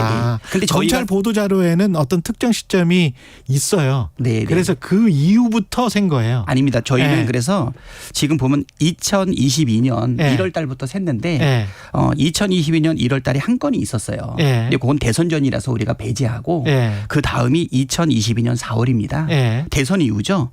그때부터 저희가 이렇게 표를 만들었는데 아. 이 표에 보게 되면 예. 뭐 제가 라디오니까 보여드리긴 좀 어려운데 유튜브 네, 여기 보게 되면 표가 있군요. 예, 장소와 건수가 쭉 집계가 되어 있어요. 신문 기사에 나온 것들. 네, 네. 그래서 여기 보게 되면 기사 링크가 이렇게 쭉 달려 있거든요. 예. 여기를 눌러보게 되면 몇 건을 압수수색했는지가 다 집계가 되고요. 예. 대선 이후에 우리가 9월 8일까지 센 숫자가 377건이고 그중에 한 건이 아까 말했듯이 22년 1월 달에 그거 빼고 376건이다. 그렇죠. 377건 중에 대선 전에 한 건이 있어서 그거 빼면 376건입니다. 이거는 뭐 분명하고요. 네. 그래서 저는 36회라 그래가지고 네. 가운데 7자가 혹시 휘발됐나 이런 생각도 좀 들고 그래서 내가 볼 때는 이 발언을 제가 처음 한 게 아니에요. 네. 최고위원 들어갈 때마다 다른 분들도 많이 하셨어요. 예, 제가 항상 제일 먼저 했죠. 왜냐하면 이 세는 주체가 저였기 때문에. 그렇구나. 224대 0 이거 기억나시죠? 예. 224대 0이 뭐냐면 그렇죠. 예, 대통령 본인과 그다음에 부인 그다음에 장모에 대한 압수수색은 몇 번이나 있었냐. 빵이었다. 그래서 224대 0 그다음에 332대 0 376대 0 저희가 계속 세고 있거든요. 그리고 이 발언을 제가 기억하는 거는 최고위원 발언이라든가 기자회견에서 10회 이상 이야기를 했는데 아무런 얘기가 없다가 이번에 이제 영장이 기각되고 난 이후에 무리한 영장 청구였다. 그리고 증거는 차고 넘친다고 이야기를 했는데 376회나 압수수색을 하고도 그리고 증거가 없었잖아요, 결과적으로. 그래서 이번에 유창훈 판사의 영장 기각 그 판결문을 보게 되면 뭐라고 되어 있냐면 가장 중요했던 백현동 그다음에 대북 송금에 대해서는 뭐 혐의가 소명조차 안 됐고 또 증거도 하나도 없었다. 이렇게 이야기하지 않습니까? 그래서 한동훈 법무부 장관이 국회에 와서 체포 동의안 그거에 대한 제안 설명을 할 때 증거는 차고도 넘치고 그다음에 엄청나게 한 20-30분 동안 말씀을 나눴거든요. 그렇죠. 사실 그거 부적절한 행동입니다. 그래서 국회에서 피의 사실을 계속적으로 공표하고 있는 내용인데 그 전체가 물적 증거 없었다는 얘기 아닙니까? 마침 그래서 탄핵안도 지금 그래서 이제 거론이 되는 겁니까? 아니면은 제출을 아직 안 했죠? 당에서는. 아직 안 했습니다. 일단은 저희가 요구한 게 파면을 요구했죠. 대통령 파면해달라 요구를 했는데 우리가 영수회담 제안했지만 대통령 쪽에 반응이 없는 것처럼 법무부 장관에 대한 파면은 나는 고민할 거라고 생각이 되어요. 지금 여당 내부에서도 목소리를 내고 있지 않습니까? 물론 이제 여당 주류들은 어떤 목소리 아직 안 내고 있지만 한동훈 결국 법무부 장관이 일개 검사처럼 사실 모든 이 사건에 대해서 관여했다라고 우리가 추측할 수 있지 않습니까? 이원석 검찰총장의 역할에 대해서는 아무도 몰라요.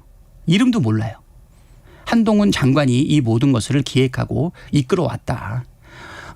윤석열 정권 1년 6개월 동안의 행동은 오로지 이재명 대표에 대한 범죄자 만들기와 야당 탄압 말고는 뭐가 있습니까? 민생을 위해서, 경제를 위해서, 후쿠시마, 그다음에 뭐 평화를 위해서 사실 한 거 아무것도 없거든요. 그렇기 때문에 이번에 영장이 기각된 부분은 윤석열 정권 1년 6개월 동안 오로지 올인했던 그 하나에 대한 사법부의 아주 엄중한 그리고 경고다 이런 생각이 들고요. 그래서 한동훈 장관은 뭐 탄핵과 관련된 이야기가 지금 의원들 사이에는 거의 뭐 컨센서스는 다 만들어진 것 같습니다. 그렇군요. 컨센서스는 만들어졌다. 윤석열 대통령과 영수회담을 제안을 했었단 말이죠. 그런데 이제 국민의힘은 그런 반응이 나왔고 제안 자체가 불가능하다. 연못구호다. 뭐가 여야 대표부터 만나자. 그런데 이제 뭐가 무서워서 도망 다니냐. 뭐 이런 또 다른 공격적인 워딩이 나왔습니다. 김기현 국민의힘 대표로부터. 예. 어떻게 들으셨어요? 사실 영수회담 제안은 여러 번 있었고요. 예. 그 사이에 또 김기현 대표에 대해서도 툭 터놓고 형식 가리지 말고 대화 나누자 여러 번 제안을 했지만 예. 김기현 대표가 한사코 사실은 많이 피했었거든요. 지금 제가 볼 때는 다시 대통령이 피하니까 김기현 대표가 다시 자기가 바톤을 받아서 이야기를 하고 있는데 회담을 피하는 거는 분명히 윤석열 대통령이다. 뭐 들리는 말에 의하면 왜 피하냐. 그러니까 공식적으로는 묵묵부답이지만 대통령실을 통해서 피의자라서 만나지 않겠다라고 얘기를 하지 않습니까? 우리가 볼 때는 윤석열 대통령도 지금 형사소추권이 멈춰져 있을 뿐이지 대통령도 피의자고 부인도 피의자고 장모도 피의자 아닙니까? 처남도 피의자고 이런 사실들을 좀 잊고서 너무 함부로 말씀하시는 것 아닌가 이런 생각이 들고요. 특히 김기현 대표는 집권여당 대표인데도 불구하고 윤석열 대통령의 아바타처럼 행동하는 것을 좀 부끄럽게 생각해야 된다 이렇게 생각이 됩니다. 오히려 정치의 봉헌을 위해서 김기현 대표가 나서서 윤석열 대통령께 야당 대표와 회담을 주선하는 것이 자기가 맡은 역할 아닌가. 이렇게 생각이 됩니다. 김건희 여사가 피의자인지 참고인인지 주가 조작 의혹과 관련해서는 그거는 도이치모터스 관련해서는 네, 뭐 피의자 아니겠습니까? 예, 그 뭐 여론은 그렇게 보는 시선들이 강하고 그러나 이제 검찰이 지금 뭐 그것과 관련해서 가부를 지금 결정을 안 해주고 있는 상황이고 대통령이 피의자라는 거는 어떤? 그거는 이제 대선 전에 이제 허위 사실? 예, 허위 사실과 관련된 이런 것들이 피의자라는 것이 한 4가지 정도가 아마 적시가 되었는데 그 이후에 이제 대통령이 되시고 나니까 뭐 그 부분은 이제 중단되어 있는 상황이죠. 그것도 역시 의심을 받을 수 있는 사안 아니냐 뭐 이렇게 해석을 하면 되겠네요. 네. 검찰에서 꼭 피의자 뭐 이다 아니다를 지금 규정을 하고 있으니까 지금 제가 볼 때는 검찰에 이렇게 일방적인 상황 아까도 제가 말씀드렸듯이 376회 대 0 검찰의 수사 행태는 너무나 편파적이다. 전혀 중립을 지키지 못하고 있다. 뭐 이렇게 생각이 되고요. 그 부분에 대해서는 많은 사람들이 좀 주장하고 있지 않나 생각합니다. 알겠습니다. 여기까지 듣겠습니다. 지금까지 박찬대 민주당 최고위원이었습니다. 고맙습니다. 예, 고맙습니다. 여러분은 지금 KBS 1라디오 최경영의 최강시사와 함께하고 계십니다.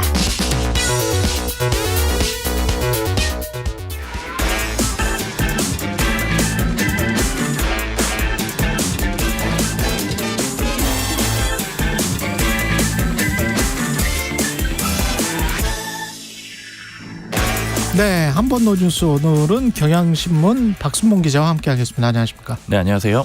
예, 교권 회복 4법이 추석 전에 통과를 했었습니다. 그죠? 네. 예, 이 법으로 앞으로 이제 학교가 약간 좀 달라질 것 같은데 어떤 내용을 담고 있는지 자세히 좀 알아보겠습니다. 네, 예. 이 4법이 죄송합니다. 4법이라는 거는 법이 4개라는 거거든요. 이제 크게 4가지가 있는데 교원지휘법, 교원의 지위를 향상해 준다라는 내용이고요. 그리고 초중등 교육법, 유아교육법, 교육기본법 이렇게 4개의 법을 개정을 해서 고쳐가지고 교원 지위를 향상시키도록 그렇게 했고요.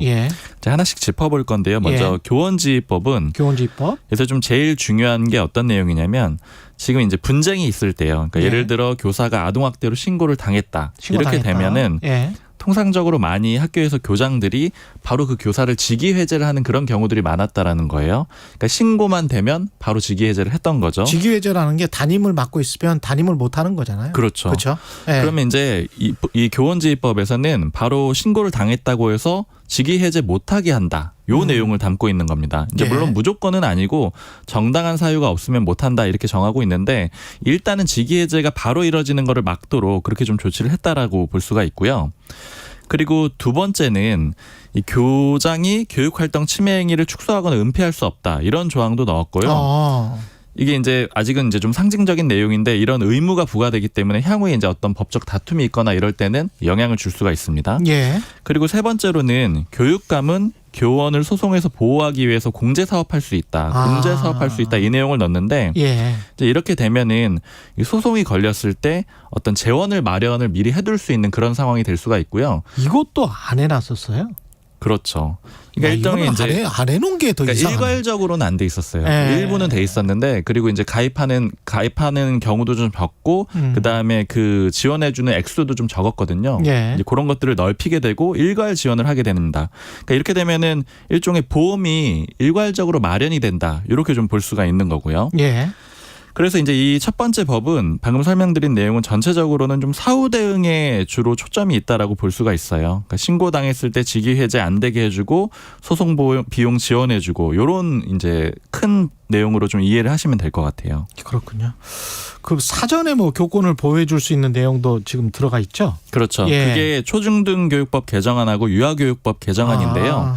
이 두 법에 들어있는 내용 중에 일단은 첫 번째로 또 중요한 게 정당하게 지도를 한 거면은 아동학대는 아니다. 이렇게 규정을 한 내용이 있어요. 예. 그러니까 어제 법을 좀 찾아봤거든요. 이제 보통 법을 찾아보면은 처음에 담겨 있는 내용이 제한 이유예요. 그러니까 어떤 의원이 이 법을 만들 때 왜 만들었는지에 대해서 설명을 하고 있는데 악의적 민원과 고소를 남발하는 사례를 막기 위해서다. 이렇게 취지를 써놨더라고요.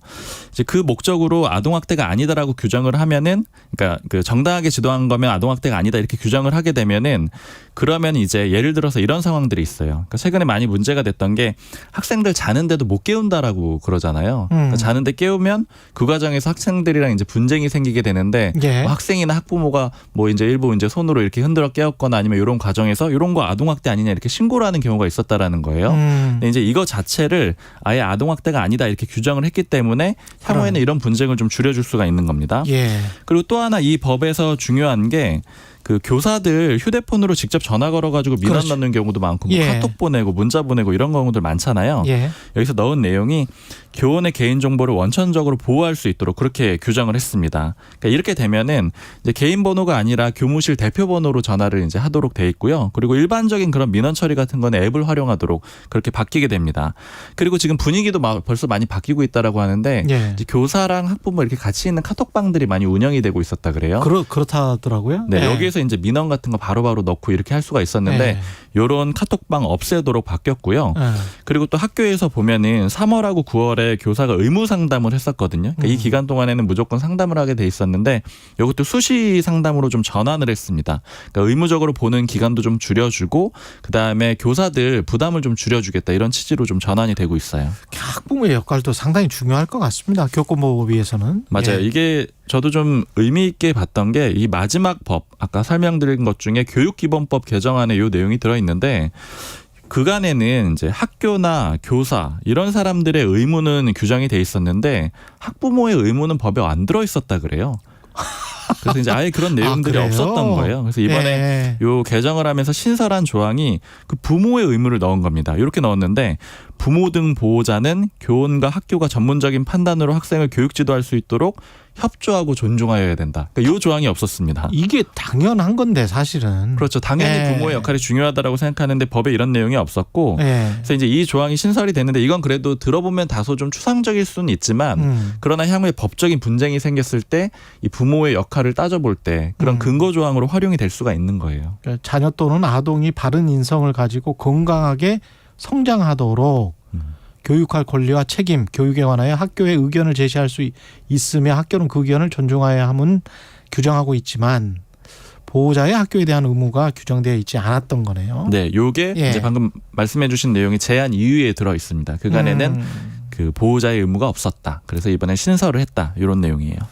그리고 교권 침해를 한 학생들 이거를 생활기록부에 넣자 말자 뭐 이런 이야기들은 어떻게 정리가 됐습니까? 결과적으로는 안 들어갔어요. 이게 여야 간의 입장 차이가 있어가지고 그러니까 쉽게 얘기하면은 학폭처럼 생활기록부에 넣자. 이게 선생님한테 막 대들고 이렇게 해가지고 교권 침해했으면 넣자 이런 주장이 있었는데 이건 입장 차이가 커서 안 들어갔습니다. 그리고 또 하나 이제 얘기가 나왔던 게 학폭위원회처럼 아동학대 사례 판단위원회 이런 것도 학교에 하나 만들자 이런 주장이 있었는데 이것도 결과적으로는 이견이 커서 안 들어갔고요. 그래서 이제 이 4가지 법은 이미 통과가 됐거든요. 국회는 통과가 됐고 3개 법은 이미 시행이 됐습니다. 아까 설명드렸던 것 중에 아동학대로 신고가 돼도 바로 직위 해제 못하게 하는 법, 이게 교원제법이라고 말씀을 드렸는데 이 법은 6개월 뒤에 시행이 되고요. 그러니까 10월 17일에 시행이 되고요. 나머지 3개 법은 바로 지난 9월 27일부터 이미 시행이 되고 바로 있습니다. 시행됐어요? 네, 바로 예. 정부에서 통과가 돼서 시행이 됐습니다. 예. 학교에서 제대로 잘 요게 시행되고 난 다음에 뭔가 준비를 제대로 잘 하고 있는지는 모르겠습니다. 그것도 한번 점검을 해봐야 되겠네요. 그죠? 그런데 이제 일선 분위기는 많이 바뀌었다 그래요. 벌써부터. 아, 그래요? 워낙 예. 또 사회적인 여론도 있고요. 예. 서희초 교사 사건이 지금 뭐 시작점이었는데 요 순직 인정 절차는 다 됐습니까?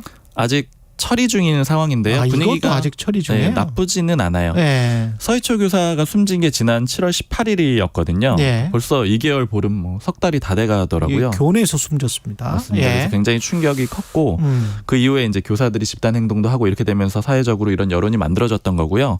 서희초 유족들이 8월 말에 순직 유족급여 청구서를 제출했거든요. 그러니까 순직한 그 유족으로서 급여를 받겠다 이렇게 제출을 했던 건데 그 결과는 안 나온 상태예요. 그런데 이제 인사혁신처에서 최종적으로 그 심의 판단을 하게 되는데 뭐 여론도 아까 말씀드린 대로 좀 그 유족들의 좀 우호적인 편이고요. 그리고 정부 쪽에서도 굉장히 적극적으로 지원을 하고 있거든요. 예. 아까 말씀드린 대로 법 통과되고 바로 또 정부에서 시행을 했으니까 그래서 순직 처리도 아마 이제 그 순탄하게 좀 진행이 될 걸로 그렇게 보입니다. 예. 지금까지 경향신문 박순봉 기자였습니다. 고맙습니다. 감사합니다. KBS 1라디오 최경영의 최강시사 2부는 여기까지고요. 잠시 후 3부에서는 뉴스 일대기 그리고 김현철 홍콩 과기대 경제학과 교수 만나보겠습니다.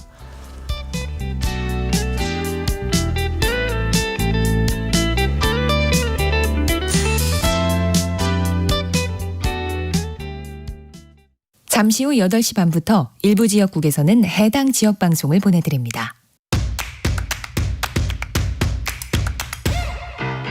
가자 배종찬입니다. KBS로 오는 길이 너무 행복해서 다 잊어버렸다. 시사본부가 역시 전통이죠. KBS의 역사라고 봐야 돼. 가장 공정한 방송이다. 고정해야 되지 않을까요? 고정해줘요. 배종찬의 시사본부 평일 낮 12시 20분 매일 고정입니다. 일라디오도 고정. 화이팅. 진행은 서툴지만 내용은 알찹니다. 진실의 편에서 정의의 편에서 약자의 편에서 뉴스를 전합니다. 주진우 라이브와 함께 더 많이 더 오래 웃었으면 좋겠습니다. 매일 오후 5시 5분 KBS 1라디오 주진우 라이브. 지금 시각은 8시 30분입니다. KBS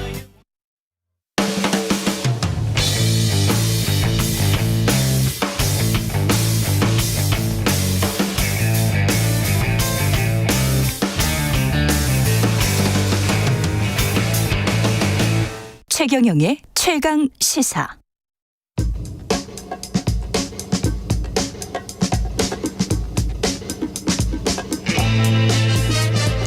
네, 우리가 접하는 뉴스의 태초부터 지금까지 뉴스 일대기를 쫙 살펴봅니다. 뉴스톱 김준일 수석 에디터, KBS 박대기 기자, 그들의 전지적 시점으로 분석하는 뉴스 일대기 지금부터 시작하겠습니다. 안녕하십니까? 네, 안녕하세요.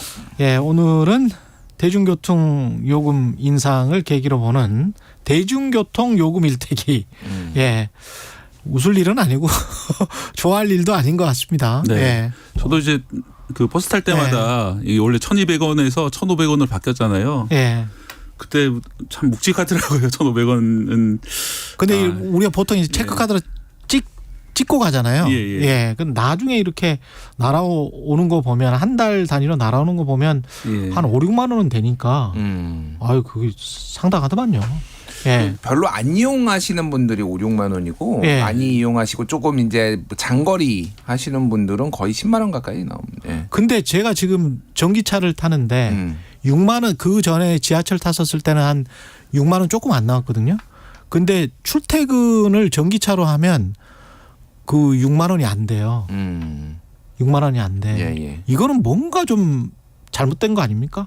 솔직히 말해서. 예. 그 대중교통을 이용하면 훨씬 더 써야 되는 거 아닌가? 그렇게 볼 수는 저는 없다고 봅니다. 그렇게 볼 수는 없습니까? 왜냐하면은 이게 이제 전기차의 장점이라는 게 어쨌든 이제 그 전기 요금에 이제 그 비례하잖아요. 그렇죠. 그러니까 근데 지하철이나 이런 거는 시설 유지비라는 게 있고 거기에 인건비 이런 게 포함이 되니까 그게 더 반드시 싸야 된다라고 저는 생각하지 않고 전기차가 이런 메리트가 있어야지 사람들이 또 전기차를 많이 사고. 그건 맞는데. 예, 그러니까 어떤 탄소 배출 절감 뭐 이런 것도 있기 때문에. 모르겠습니다. 그게 뭐 아니 거기에 이제 환경을 빼고 생각을 한다면 제가 말씀드리는 거는 대중교통과 개인교통, 개인이 혼자서 사적으로 혼자 이용할 수 있는 교통의 그 가격이 그래도 대중이 양질의 약간 저가여야 되지 않나 그런 의미에서 이제 여쭤본 건데. 생각합니다. 이게 우리나라가 사실 이제 세계적으로 좀 자랑할 만한 것이 대중교통이 저렴하다는 것인데 최근에 좀 많이 올라가고 있는 것이 그나마 이제 우리나라에 살면서 좀 매력이라고 했던 그런 점이 좀 훼손되고 있는 게 아닌가. 그 점이 좀 우려되고요. 그렇죠. 특히 코로나 이후에 서울 같은 경우에는 원래보다 대중교통 이용자 비중이 많이 줄었습니다. 왜냐하면 감염 위험 같은 것 때문에 개인 교통수단을 많이 이용하게 됐는데 회복이 많이 안 됐거든요. 아직까지. 그 얘기는 이제 예전보다 더 도로가 많이 막히고 더 많은 이제 에너지를 출퇴근할 때 쓰고 있다는 것이죠. 아무리 전기차가 좋다고 하더라도 에너지 차원에서는 그 대중교통 특히 이제 지하철을 따라갈 수가 없는 그런 상황입니다. 그러니까요. 네. 근데 일단은 택시 기본 요금도 그때 올렸었고. 네. 그다음에 8월 버스 요금 오른 상황에서 지금 지하철 요금 올린다는 거잖아요. 그렇죠. 그러니까 토요일부터. 8월 달에 버스 요금이 이제 1,200원에서 1,500원으로 기본 요금이 올랐고요. 1,500원 됐고요. 그러니까 지금 이제 격차가 있는 거죠. 지하철하고. 그러니까 그렇죠. 지금 기본 요금은 이제 내일 모레부터 1,250원에서 1,400원으로. 그래도 버스보다는 100원 싸요. 지하철이 어쨌든. 근데 이게 환승이라는 제도가 있기 때문에 이걸 대충 맞춰줘야 돼요. 사실 올리려면은 비슷하게 맞춰줘야 되는 거고. 아까 말씀하셨다시피 뭐 택시 요금도 이미 3,800원 기본 요금이 4,800원으로 올랐습니다. 그래서 근데 사실 이것도 싸요. 다른 나라에 비하면은 한국이 이 비슷한 경제 규모의 비교를 하면은 한국이 아직도 싼 편인데 그 말도 맞아. 그것도 맞아요. 근데 그 말도 이제 맞아요. 이게 기본적으로 이렇게 싼 게 이게 대규모 적자를 감수하고서라도 이렇게 강력하게 억제 정책을 한 거잖아요. 그거를 대부분 이제 지자체장들이 이제 좀 결단에 의해서 이렇게 됐거든요. 그러니까 이게 또 하나는 대부분의 이제 서울시장이나 이런 지자체장들이 대선 출마를 염두에 두고 있기 때문에 본인 임기 때 웬만하면 안 올리려고 그래요. 웬만하면 안 올리려고 하다 보니까 사실은 이게 이제 적자가 너무 많이 누적돼. 지하철 공사나 이제 버스 이쪽에 적자가 너무 많이 누적이 되니까 이게 맞는 방식이냐 이런 식으로 이게 8년 만에 지금 지하철 요금 올린 거거든요. 그러니까 이런 방식으로 이게 뭔가 결단에 의해서 너무 적자가 누적이 되니까 이런 식으로 올리는 방식이 맞는 것이냐 이것도 좀 얘기가 나오고 있어요. 사실은. 적자 규모가 어느 정도 돼요? 지하철 같은 경우에 지난해 1조 2천억 원 정도 서울 지하철이 그렇고요. 1조 2천억? 예. 그리고 버스 같은 경우는 6,600억 정도인데 그 다 결국은 정부가 보조해 줘야 되는 거잖아요. 네, 서울시가 다 대부분 다 보조를 해주고 있는 부분인데요. 저는 좀 다르게 생각하는 것이 이게 1조 2천억 원이라는 돈으로만 보면 당연히 적자가 나는 것이고 저렴한 게 맞죠. 그런데 이게 만약에 이 사람들이 이렇게 저렴한 그 대중교통이 아니었으면은 자가용을 더 많이 이용을 했고 더 많은 도로 혼잡을 만들고 더 많은 이제 미세먼지라든지 탄소 배출을 올릴 걸 생각한다면은 그거는 어떻게 보면은 적극적으로 그 부담해줘야 될 비용이 아닌가 저는 그런 생각을 하고요. 그런 측면으로도 맞네. 그 말도 맞습니다.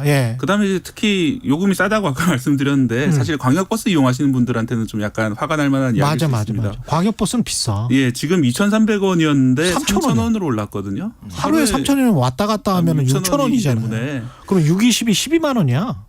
네, 20일 출근 기준으로 12만 원이 20일 출근하면 12만 원이기 때문에 상당히 좀 많이 올랐습니다. 이제 그렇죠. 뭐 더 이상 싸다고 말하기 어려운 그런 상황이 됐습니다. 12만 원이면은 휴대폰 최고 요금보다도 더 그렇긴 한데 일본에서 지하철 타고 그러신 분들이 비교를 하면은 그래도 싸요. 제가 보기에는 이게 뭐 이제 이거 나라마다 상황이 다르니까 그렇긴 한데 그래도 쌌던 거를 비슷하게나 아니면 그 선진국하고 조금 더 약간 정도 싸게 요 정도로 지금 올렸다라고 보시면 될 것 같아요. 그러니까 왜냐하면은 지금 승객 한 명을 수송할 때마다 이제 운송 적자가 발생을 하는데 2021년 기준으로 지하철은 1인당 755원이 적자입니다. 한 명 탈 때마다 755원이 적자예요. 그리고 버스도 658원 적자입니다. 예. 그러니까 그냥 태우면 태울수록 적자인 거예요. 이게 어느 정도라야지. 그러니까 이게 이제 지속 가능하지 않은 거잖아요. 그러니까 왜냐하면 서울교통공사 이제 지하철 이거 2022년 기준으로 누적 적자가 17조 6,800억 원이에요. 예. 이게 그리고 한 해에 지금 1조 2천억 원씩 지금 쌓인다라는 거잖아요. 그렇죠. 그러니까 이게 교통 인상이 좀 불가피하다. 교통비 인상이 저는 좀 그렇게 보고 있습니다. 네. 결국은 다 역사가 있는 것 같습니다. 우리나라가 워낙 산업 정책이나 자동차 산업 위주로 발달을 시키려고 하다 보니까 개발도상 단계에서 그러다 보니까 이제 도로 많이 만들고 뭐 자동차 많이 팔려고 하고 뭐 이러면서 유류세도 좀 많이 내려주고 뭐 이런 것들이 다 복합적인 것 같아요. 사실은. 그렇습니다. 특히 이제 이번에 2년 전부터 그 고유가 때문에 고물가 때문에 유류세를 좀 내려주고 있는데 그렇죠. 정확한 집계는 안 되지만은 뭐 한 조사에 따르면은 1년에 한 8조 원 정도의 절감을 해주고 있다고 합니다. 물론 이제 8조 원 중에서는 승용차 이용자도 있고 일반 다른 이용자들도 많이 있겠지만. 그런 이제 8조 원 정도를 사실 승용차 이용자들한테 일부를 지원해주고 있는 거죠. 그렇지. 예, 그런데 이 지하철 적자 이제 뭐 1조 2천억 원이 그렇게 많은가 하는 생각. 그것만 이야기를 주로 또 한다고. 유류세를 그러면 정당하게 받든지. 예, 유류세에 대해서 말씀드리자면 이달 말에 원래 종료될 예정인데 이것도 이제 선거를 앞두고 있기 때문에 못하지. 연장이 될 가능성이 있다고 저는 보거든요. 예, 그렇겠네요. 그렇다면은 이제.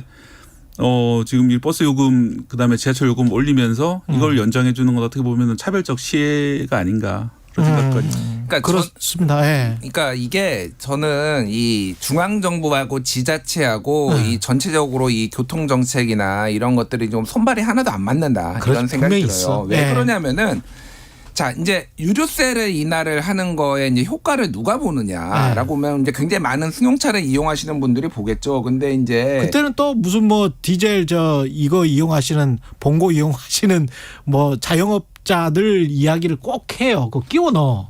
그러니까 근데 유류세 예전에 국회 예산정책 처가 이제 2018년에 자료를 이제 이거 유류세 인하 이 효과를 이제 분석을 했는데요. 2018년에.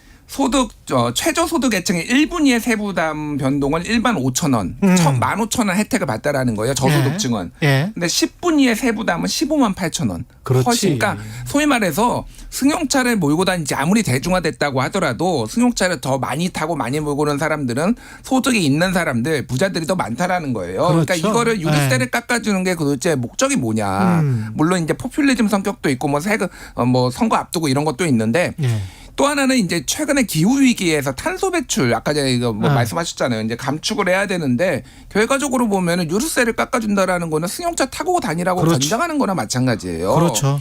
근데 그렇다고 또 이제 지하철 요금이나 이런 거 더 인하할 수는 없는 거고 약간 딜레마적인 성격인 거죠. 그래서 외국의 사례를 보면은 우리나라가 유류세가 높아요. 그러니까 사실은 세금을 많이 붙이니까 이게 그나마 이제 탄력적으로 운용할 수가 있는 건데 유류세 같은 거를 뭐 이를테면은 뭐 고유가라고 해서 깎아주거나 그러지는 않고 대중교통 요금이 높은 상황에서 여기에 갖가지 혜택을 줘가지고 대중교통을 많이 이용하게 이거를 뭐 여러 패키지 상품 같은 거 있잖아요. 그렇죠. 이런 걸 팔아가지고 대중교통을 많이 이용하게 하는 정책으로 가거든요. 이게 그러니까 중앙정부하고 이제 지방 자치단체하고 그런 식으로 손발이 맞아가지고 하는데 지금 우리나라는 지금 이거 표면적으로 보면은 대중교통 요금 올리잖아요. 그럼 대중교통 요금 타지 말라는 거야? 유류세 깎아주잖아요. 그러면 승용차 타라는 거야? 그러면 이게 다 승용차로 간다라는 거예요. 그러면 이제 탄소 배출이 이게 굉장히 현실적인 문제가 된다라는 거예요. 이게 지금 당장에 우리가 뭐 당위의 문제가 아니라 이게 산업에까지 영향을 줄 수가 있거든요. 수출을 못하는 뭐 사례까지 나올 수 있습니다. 그러니까 되게 이제 복잡한 문제인데 정책의 방향성이 없다. 문제는 정부와 이게 가장 큰 문제인 것 같아요. 계속 그냥 땜질식 처방 우리가 그런 이야기를 하는데. 땜질식 처방으로 그냥 얼기설기 뭐 성겨 있는 것 같은 그런 느낌이 듭니다. 그래서 이게 한번 이제 깎아주기 시작하니까 유류세 같은 경우에는 당연히 이제 계속 연장될 거라 기대를 하게 되고 그러다 보니까 또 선거를 앞두고 과연 이걸 늘 선거는 수 있을까? 2년마다 한 번씩 있기 때문에 선거 기간은 계속 있죠. 사실 그리고 우리가 계속 우리 교통요금이 좀 싼 편이다 이런 명제부터 이야기를 했는데 노동단체랄지 소비자 시민단체는 또 그거 아니다 뭐 이렇게 이야기하는 분들도 있는 것 같습니다. 그러니까 이게 아까 전에 제가 말씀드렸던 갖가지 이제 어떤 상품들을 얘기를 하는 거예요. 그러니까 뭐 기본적으로 한 번 탈 때 요금만 일단 자기가 한 번 1회권을 끊어서 하는 거를 비교를 하면은 우리나라가 쌉니다. 예, 1,500원, 1,400원인데 다른 나라 같은 경우에 2,000원에서 막 3,000원까지예요. 그렇죠. 근데 뭐 독일 같은 경우에는 이를테면은 한 달 동안 모든 대중교통을 무제한 이용할 수 있는 거 이런 게 49유로 이런 게 나왔거든요. 이게 한 7만 원 정도 7만 원? 되는 거예요. 근데 대중교통의 가격 1회 가격을 생각을 하면은 훨씬 싼 거. 이거 그러니까 사람들이 이거를 굉장히 많이 사는 거거든요. 예. 그러니까 이런 식으로 갖가지 이제 할인 당근 정책이 있는 거. 대중교통을 이용할 수 있도록 당근 정책이 있고 이 할인 폭이 굉장히 크다라고 느끼니까 사람들이 이제 사는 거거든요. 이거를. 그리고 네. 그들의 1인당 GDI가 우리보다 높아. 훨씬 높아. 독일 같은 경우는 우리보다 훨씬 높죠. 그러니까 그렇죠. 예. 우리보다 부자인데도 불구하고 한 7만 원에 한 달 이용할 수 있으면 괜찮지. 사실은. 예. 그죠? 그래서 서울에서 이제 내년부터 그 비슷한 기후 동행 카드라는 걸 내놓겠다고 했는데요. 월 6만 5천 원에 내놓는데 월 6만 5천 원. 이 정책 자체는 괜찮을 것 같습니다. 예. 다만 이제 서울에서 수도권 출퇴근하는 사람들한테는 해당이 안 되기 때문에 그 경기나 인천 쪽이랑은 어떻게 계속 협의를 해봐야 될 것 같습니다. 네, 서울에 출발하는 일반 버스나 일반 지하철은 가능한데 광역버스는 해당이 안 되고. 그러니까 저는 요거가 효과가 별로 없을 거라고 생각을 해요. 왜 그러냐면은 쉽게 얘기를 하면은 지금 버스 요금 기준으로 1,500원이잖아요. 그렇죠. 그러면 왕복하면 3,000원이에요. 예. 한 달에 출근을 30일이면은 22일 그리고 31일이 있는 달이면은 23일 하거든요. 자, 22일 기준으로 하면은 3,000원 곱하기 22 하면은 66,000원이에요. 자, 65,000원 무제한 기후동행 카드 줬는데 비슷하다니까. 저도 계산해봤어. 비슷해. 아니, 그러면 이게 무슨 실익이 있냐라는 거예요. 조삼모 산 것 같아. 그러니까 이거를 타고 주말에 나들이를 가야 되는데 그러면 본인만 해당이 되는 거고 뭐 자식이나 뭐 이런 사람들이 자녀들까지 이게 다 뭐 해당되는 것도 아니잖아요. 그러니까 딱히 저는 이게 없고 그래서 이게 실효가 있으려면 가격 차이가 확 나야 돼요. 그러려면 사실은 대중교통 요금이 더 오르고 이게 유지가 된다라든지 아니면은 이거를 더 낮게 책정을 해야지 더 가능하다라는 이거 그리고 광역버스는 해당 안 될 거 아니에요. 3,000원짜리 광역버스는. 그러면 뭐 그러니까 지금 협의를 한대요. 그거는 경기도하고 협의를 한다는데 이제 뭐 어떻게 나올지는 모르겠으나 어쨌든 별로 유인이 없다. 이거를 이용해야 될 만한. 이 정도 가지고는 안 된다. 이 정도 가지고는 안 된다. 이런 얘기들이 나오고 있습니다. 그럼 마지막으로 정치인들이 한덕수 총리도 택시비가 지금 뭐 1,000원 아니냐 뭐 이런 발언을 했었는데 이분들이 지금 대중교통을 이용을 안 해봐서 그러는 거잖아요. 사실은. 아니 뭐 저는 모를 수는 있다고 봐요. 모를 수는 있다고 보는데 이거를 이제 아예 관심도 없고 이거에 대한 해결책 자체가 이제 아예 없다라는 게 문제인 것 같습니다. 그러니까 원래 뭐 총리가 그러면 뭐 얼마나 버스나 택시 타고 다니겠어요. 그럼 뭐 모를 수도 장학 퀴즈처럼 물어보는 거에 대해서 대답 못할 수도 있는데 그러니까 지금 아까 전에 말씀드렸듯이 중앙 정부와 지방 정부와 뭐 지자체와 이런 게 손발이 하나도 안 맞아요. 지금 우리의 교통 정책이나 이런 것들이 조금 큰 틀에서 기후 위기 탄소 배출도 좀 절감하고 사람들이 저소득층이 주로 혜택을 볼 수 있게 이게 플랜을 짜야 되는데 진짜 땜질식으로 이렇게 하는 것에 대해서 조금 경각심을 가지고 좀 대책을 마련해야 될 것 같습니다. 박대기 기자는 한 총리가 이제 택시 1,000원 얘기했던 것은 3,800원에서 4,800원으로 1,000원 인상됐다. 이거를 좀 착오했다고 일단 해명을 하셨고요. 해명은 그렇게 했었고. 그거는 뭐 어떻게 판단하시기 좀 나름이긴 한데. 근데 이제 뭐 예를 들어 독일 같은 경우에는 총리가 직접 장을 보고 메르켈 총리가 그런 게 일반인들이 모두 볼 수 있는 그런 모습인데 우리나라는 이렇게 그런 게 안 되잖아요. 그렇죠. 사실은 얼마나 타보시겠습니까? 그래서 저는 뭐 혼잡이라든지 이런 것도 사실 쾌적함 이런 것도 되게 큰 문제인데 그것도 진짜 큰 문제예요. 좀 대중교통 진짜 사람 숨막혀 죽어. 대중교통에 대해서 좀 더 사람들이 그러니까 정치하시는 분들도 직접 많이 체감을 해보시고 더 많은 사람들이 그쪽으로 갈 수 있도록 생각해보니까 혼잡도까지 생각해보면 싼 편 아니다. 그렇죠. 너무 힘들어. 아니 이 정도로 혼잡한 거는 일본하고 한국밖에 없어요. 진짜 그렇잖아요. 그렇죠. 다른 나라의 대중교통은 이 정도는 아니거든. 자전거 많이 타게 좀 바꿔야 돼요. 교통정책도. 차라리. 오늘 말씀 감사드립니다. 뉴스톱 김준일 수석 에디터, KBS 박대기 기자였습니다. 고맙습니다. 감사합니다. KBS 1라디오 최경영의 최강시사 듣고 계신 지금 시각은 8시 46분입니다. 네, 아침 출근길은 안개가 자욱합니다. 곳곳으로 200m 미만인 곳이 많은데요. 가시거리 유의하셔야겠고요. 출근길 전방 주시와 감속 운전이 필요하겠습니다. 연휴가 끝나고 첫 출근길이라 서울 시내 곳곳으로 정체와 돌발 구간이 많은데요. 먼저 강변북로입니다. 일산 방향으로 원효대교에서 마포대교까지 밀리고요. 이 구간 3차로는 사고로 막혀 있어서 정체가 더 심해졌습니다. 반대 구리 쪽으로 월드컵대교에서 성산대교까지는 3차로와 4차로가 추돌 사고로 막혀 있고요. 동부간선도로 성수분기점 방향으로 군자교에서 성동분기점까지는 3차로가 작업으로 막혀 있습니다. 경부고속도로 상황입니다. 서울 쪽인데요. 죽전휴게소에서 판교 진출로까지 10km가량 정체고요. 금토분기점에서 반포까지 밀립니다. 서해안고속도로 서울 방향은 서서울요금소에서 조남분기점 진출로까지 밀리고 있습니다. KBS 교통정보센터에서 정현정입니다.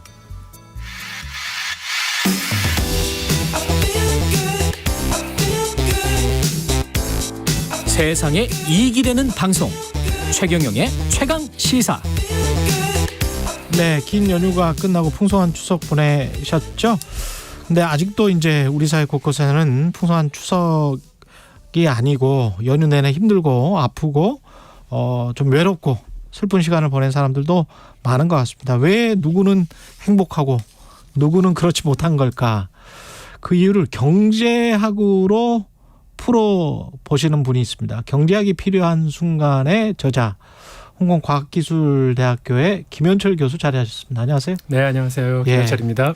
교수님은 사실은 제가 경제쇼에서 한번 초대를 해서 1시간 동안 이야기를 했기 때문에 교수님이 가지고 계신 생각은 조금 아는데 이번에 책을 보고 또 경제학이 필요한 순간에 책을 보고 또 다시 한번 또 느꼈습니다. 참 마음이 따뜻하신 분이다.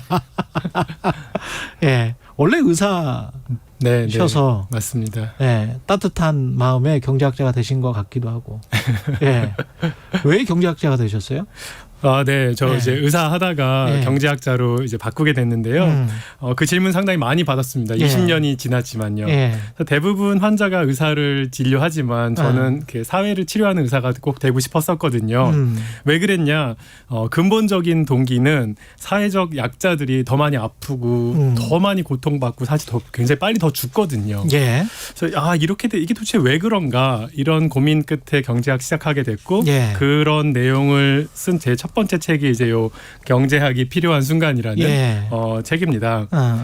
뭐 간단한 일화 한 가지 좀 말씀드리면요, 제 책에 소개한 건데요. 제가 이제 강남에 있는 대형 병원의 유방외과 실습 졸업반 학생이었어요.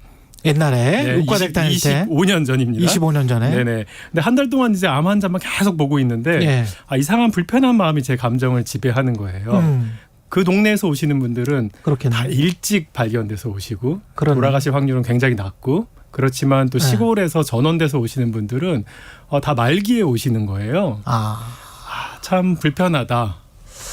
이 상황이 불편하다. 왜 이렇게 해야 되느냐. 이 현실이. 근데 그러던 어느 날 이제 얼굴이 이게 그을리신 할머니가 찾아오셨는데 차트를 딱 보니까 42세인 거예요. 할머니인 줄 알았어요. 그 진찰을 해보니까 유방은 물론 겨드랑이까지 암이 그냥 꽉 차 있습니다. 근데 몰랐던 거예요? 그러니까 늦게 온 거죠. 이거 뭐라고 말해야 되나라고 있었는데 그분이 선생님 이거 암 아니죠? 이러면서 모기 같은 소리로 얘기하는 거예요. 현실 부정하고 계셨어요. 참 제가 그래서 그날 화장실에 가서 울었습니다. 근데 이게 보면은 보건학자들이나 경제학자들을 보면요, 이게 상식에 가까운 내용입니다. 건강 불평등이거든요. 굉장히 상식적인 내용이지만 당시 의사였던 저 잘 몰랐습니다. 이게 질병 문제가 아니라 사실은 사회경제학적 문제인 거거든요. 왜 가난해지고 왜 못 교육받고 이런 분들이 더 많이 아픈 거니까 사실 이 질병의 원인은 이분의 제대로 되지 못한 교육 환경, 성장 환경, 이런 것들이 사실 이분을 이렇게 만든 거였거든요. 그렇죠. 죽음도 평등하지 못하다. 가난하면 빨리 죽는다라는 이 첫 말씀에 사실 이게 얼마나 끔찍한 이야기입니까? 슬픈 이야기입니다. 굉장히 슬픈 이야기입니다. 그런데 이걸 경제학으로 고칠 수도 있지 않을까, 뭔가를 발견을 하셨어요? 아유. 라고 생각하고 경제학을 이제 다시 공부를 하신 거잖아요. 네네네. 네. 그런데 네. 정말 이제 경제학으로 막 이렇게 하나를 또 이렇게 고쳐 나가는 것도 필요한 일이지만 네. 이제 경제학에서 밝힌 것 중에 가장 중요한 것이 뭐냐 하면 도대체 이 사람들이 왜 이렇게 된 것인가? 왜 이렇게 됐을까? 왜 이렇게 더 많이 아프고 왜 이렇게 더 원인이 일단 뭐냐? 원인이 뭐냐? 이제 이거를 밝히는 게 또 경제학의 뭐냐? 중요한 것이었습니다. 왜 가난해졌느냐? 네네. 예, 가난해져서 왜 빨리 죽게 됐느냐? 네네. 예. 이제 이런 것들을 살펴보면은 이제 왜 가난해졌는가? 전 세계 사람들의 소득 자료를 쫙 모아서요. 아하. 그런 다음에 이 사람들이 왜 소득이 낮은가, 왜 높은가 이거를 밝혀내는데 첫 번째 가장 중요한 요인이요. 뭘 것 같으세요? 저야 답을 알죠. 지금 책을 봤는데. 첫 번째 가장 큰 요인이 태어난 나라입니다. 태어난 나라.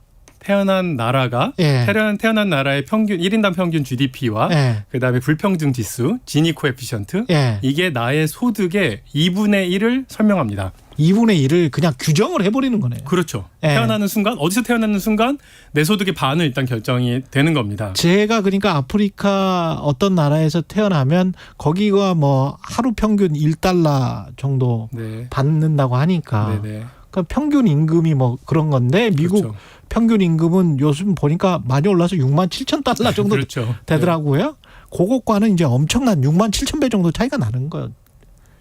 그게 나누기 365. 네. 365. 그러니까 뭐 이렇게 되는 거지. 네네. 그러니까 저개발국가에 태어나면요, 자기가 아무리 능력이 좋아도 성공하기가 거의 너무너무 힘든 거고, 선진국에 태어나면 웬만하면 그럭저럭 살아나가는 것. 그렇지. 이게 이제 첫 번째 어느 나라에 태어났느냐, 그 나라가 얼마나 잘하고 있느냐, 좋은 직장 만드냐, 좋은 교육 주느냐, 이제 이게 일단 절반입니다. 내가 잘나서 그런 게 아니더라. 아니다. 여기서 그친 게 아니에요. 근데 내가 이제 나라가 주어진 건 내가 잘나서 된 게 전혀 아닌 거죠. 전혀 아니지. 전혀 내가 아니죠. 나라를 선택한 건 아니니까. 네, 두 번째 요인은 과연 내가 그럼 잘나서 됐는가? 두 번째 요인이요, 타고난 유전자와 성장 환경입니다.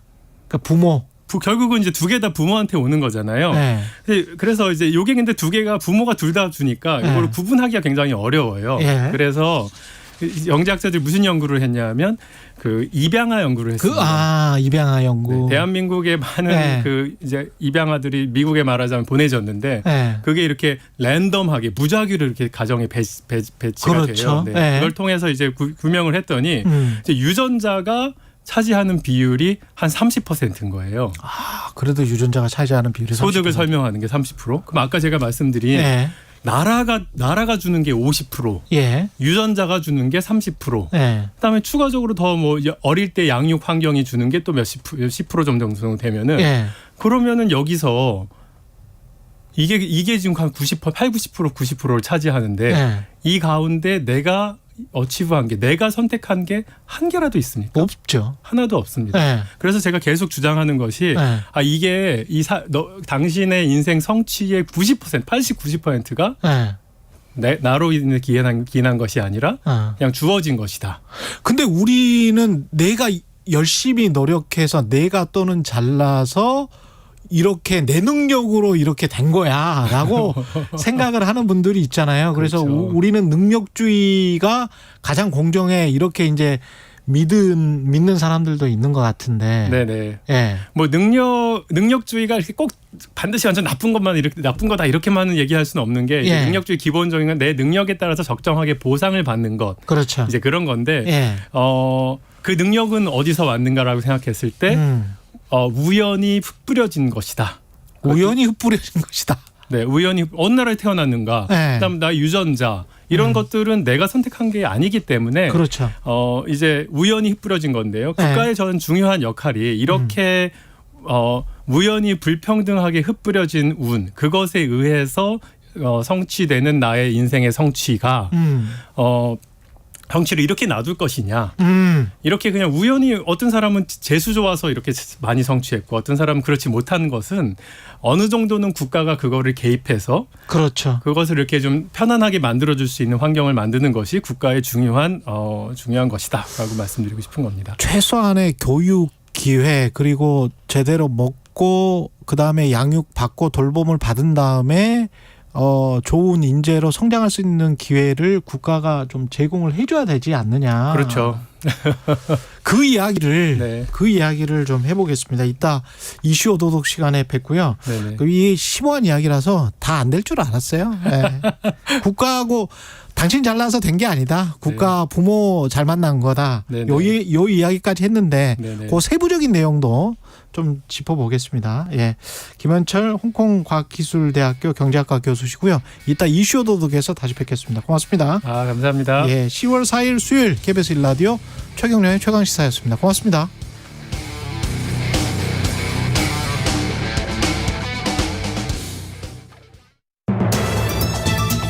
일상생활에서 유용한 가스. 하지만 가스를 안전하게 이용하지 않으면 큰 사고를 부를 수 있습니다. 2, 3일에 한 번 가스 연결 부위에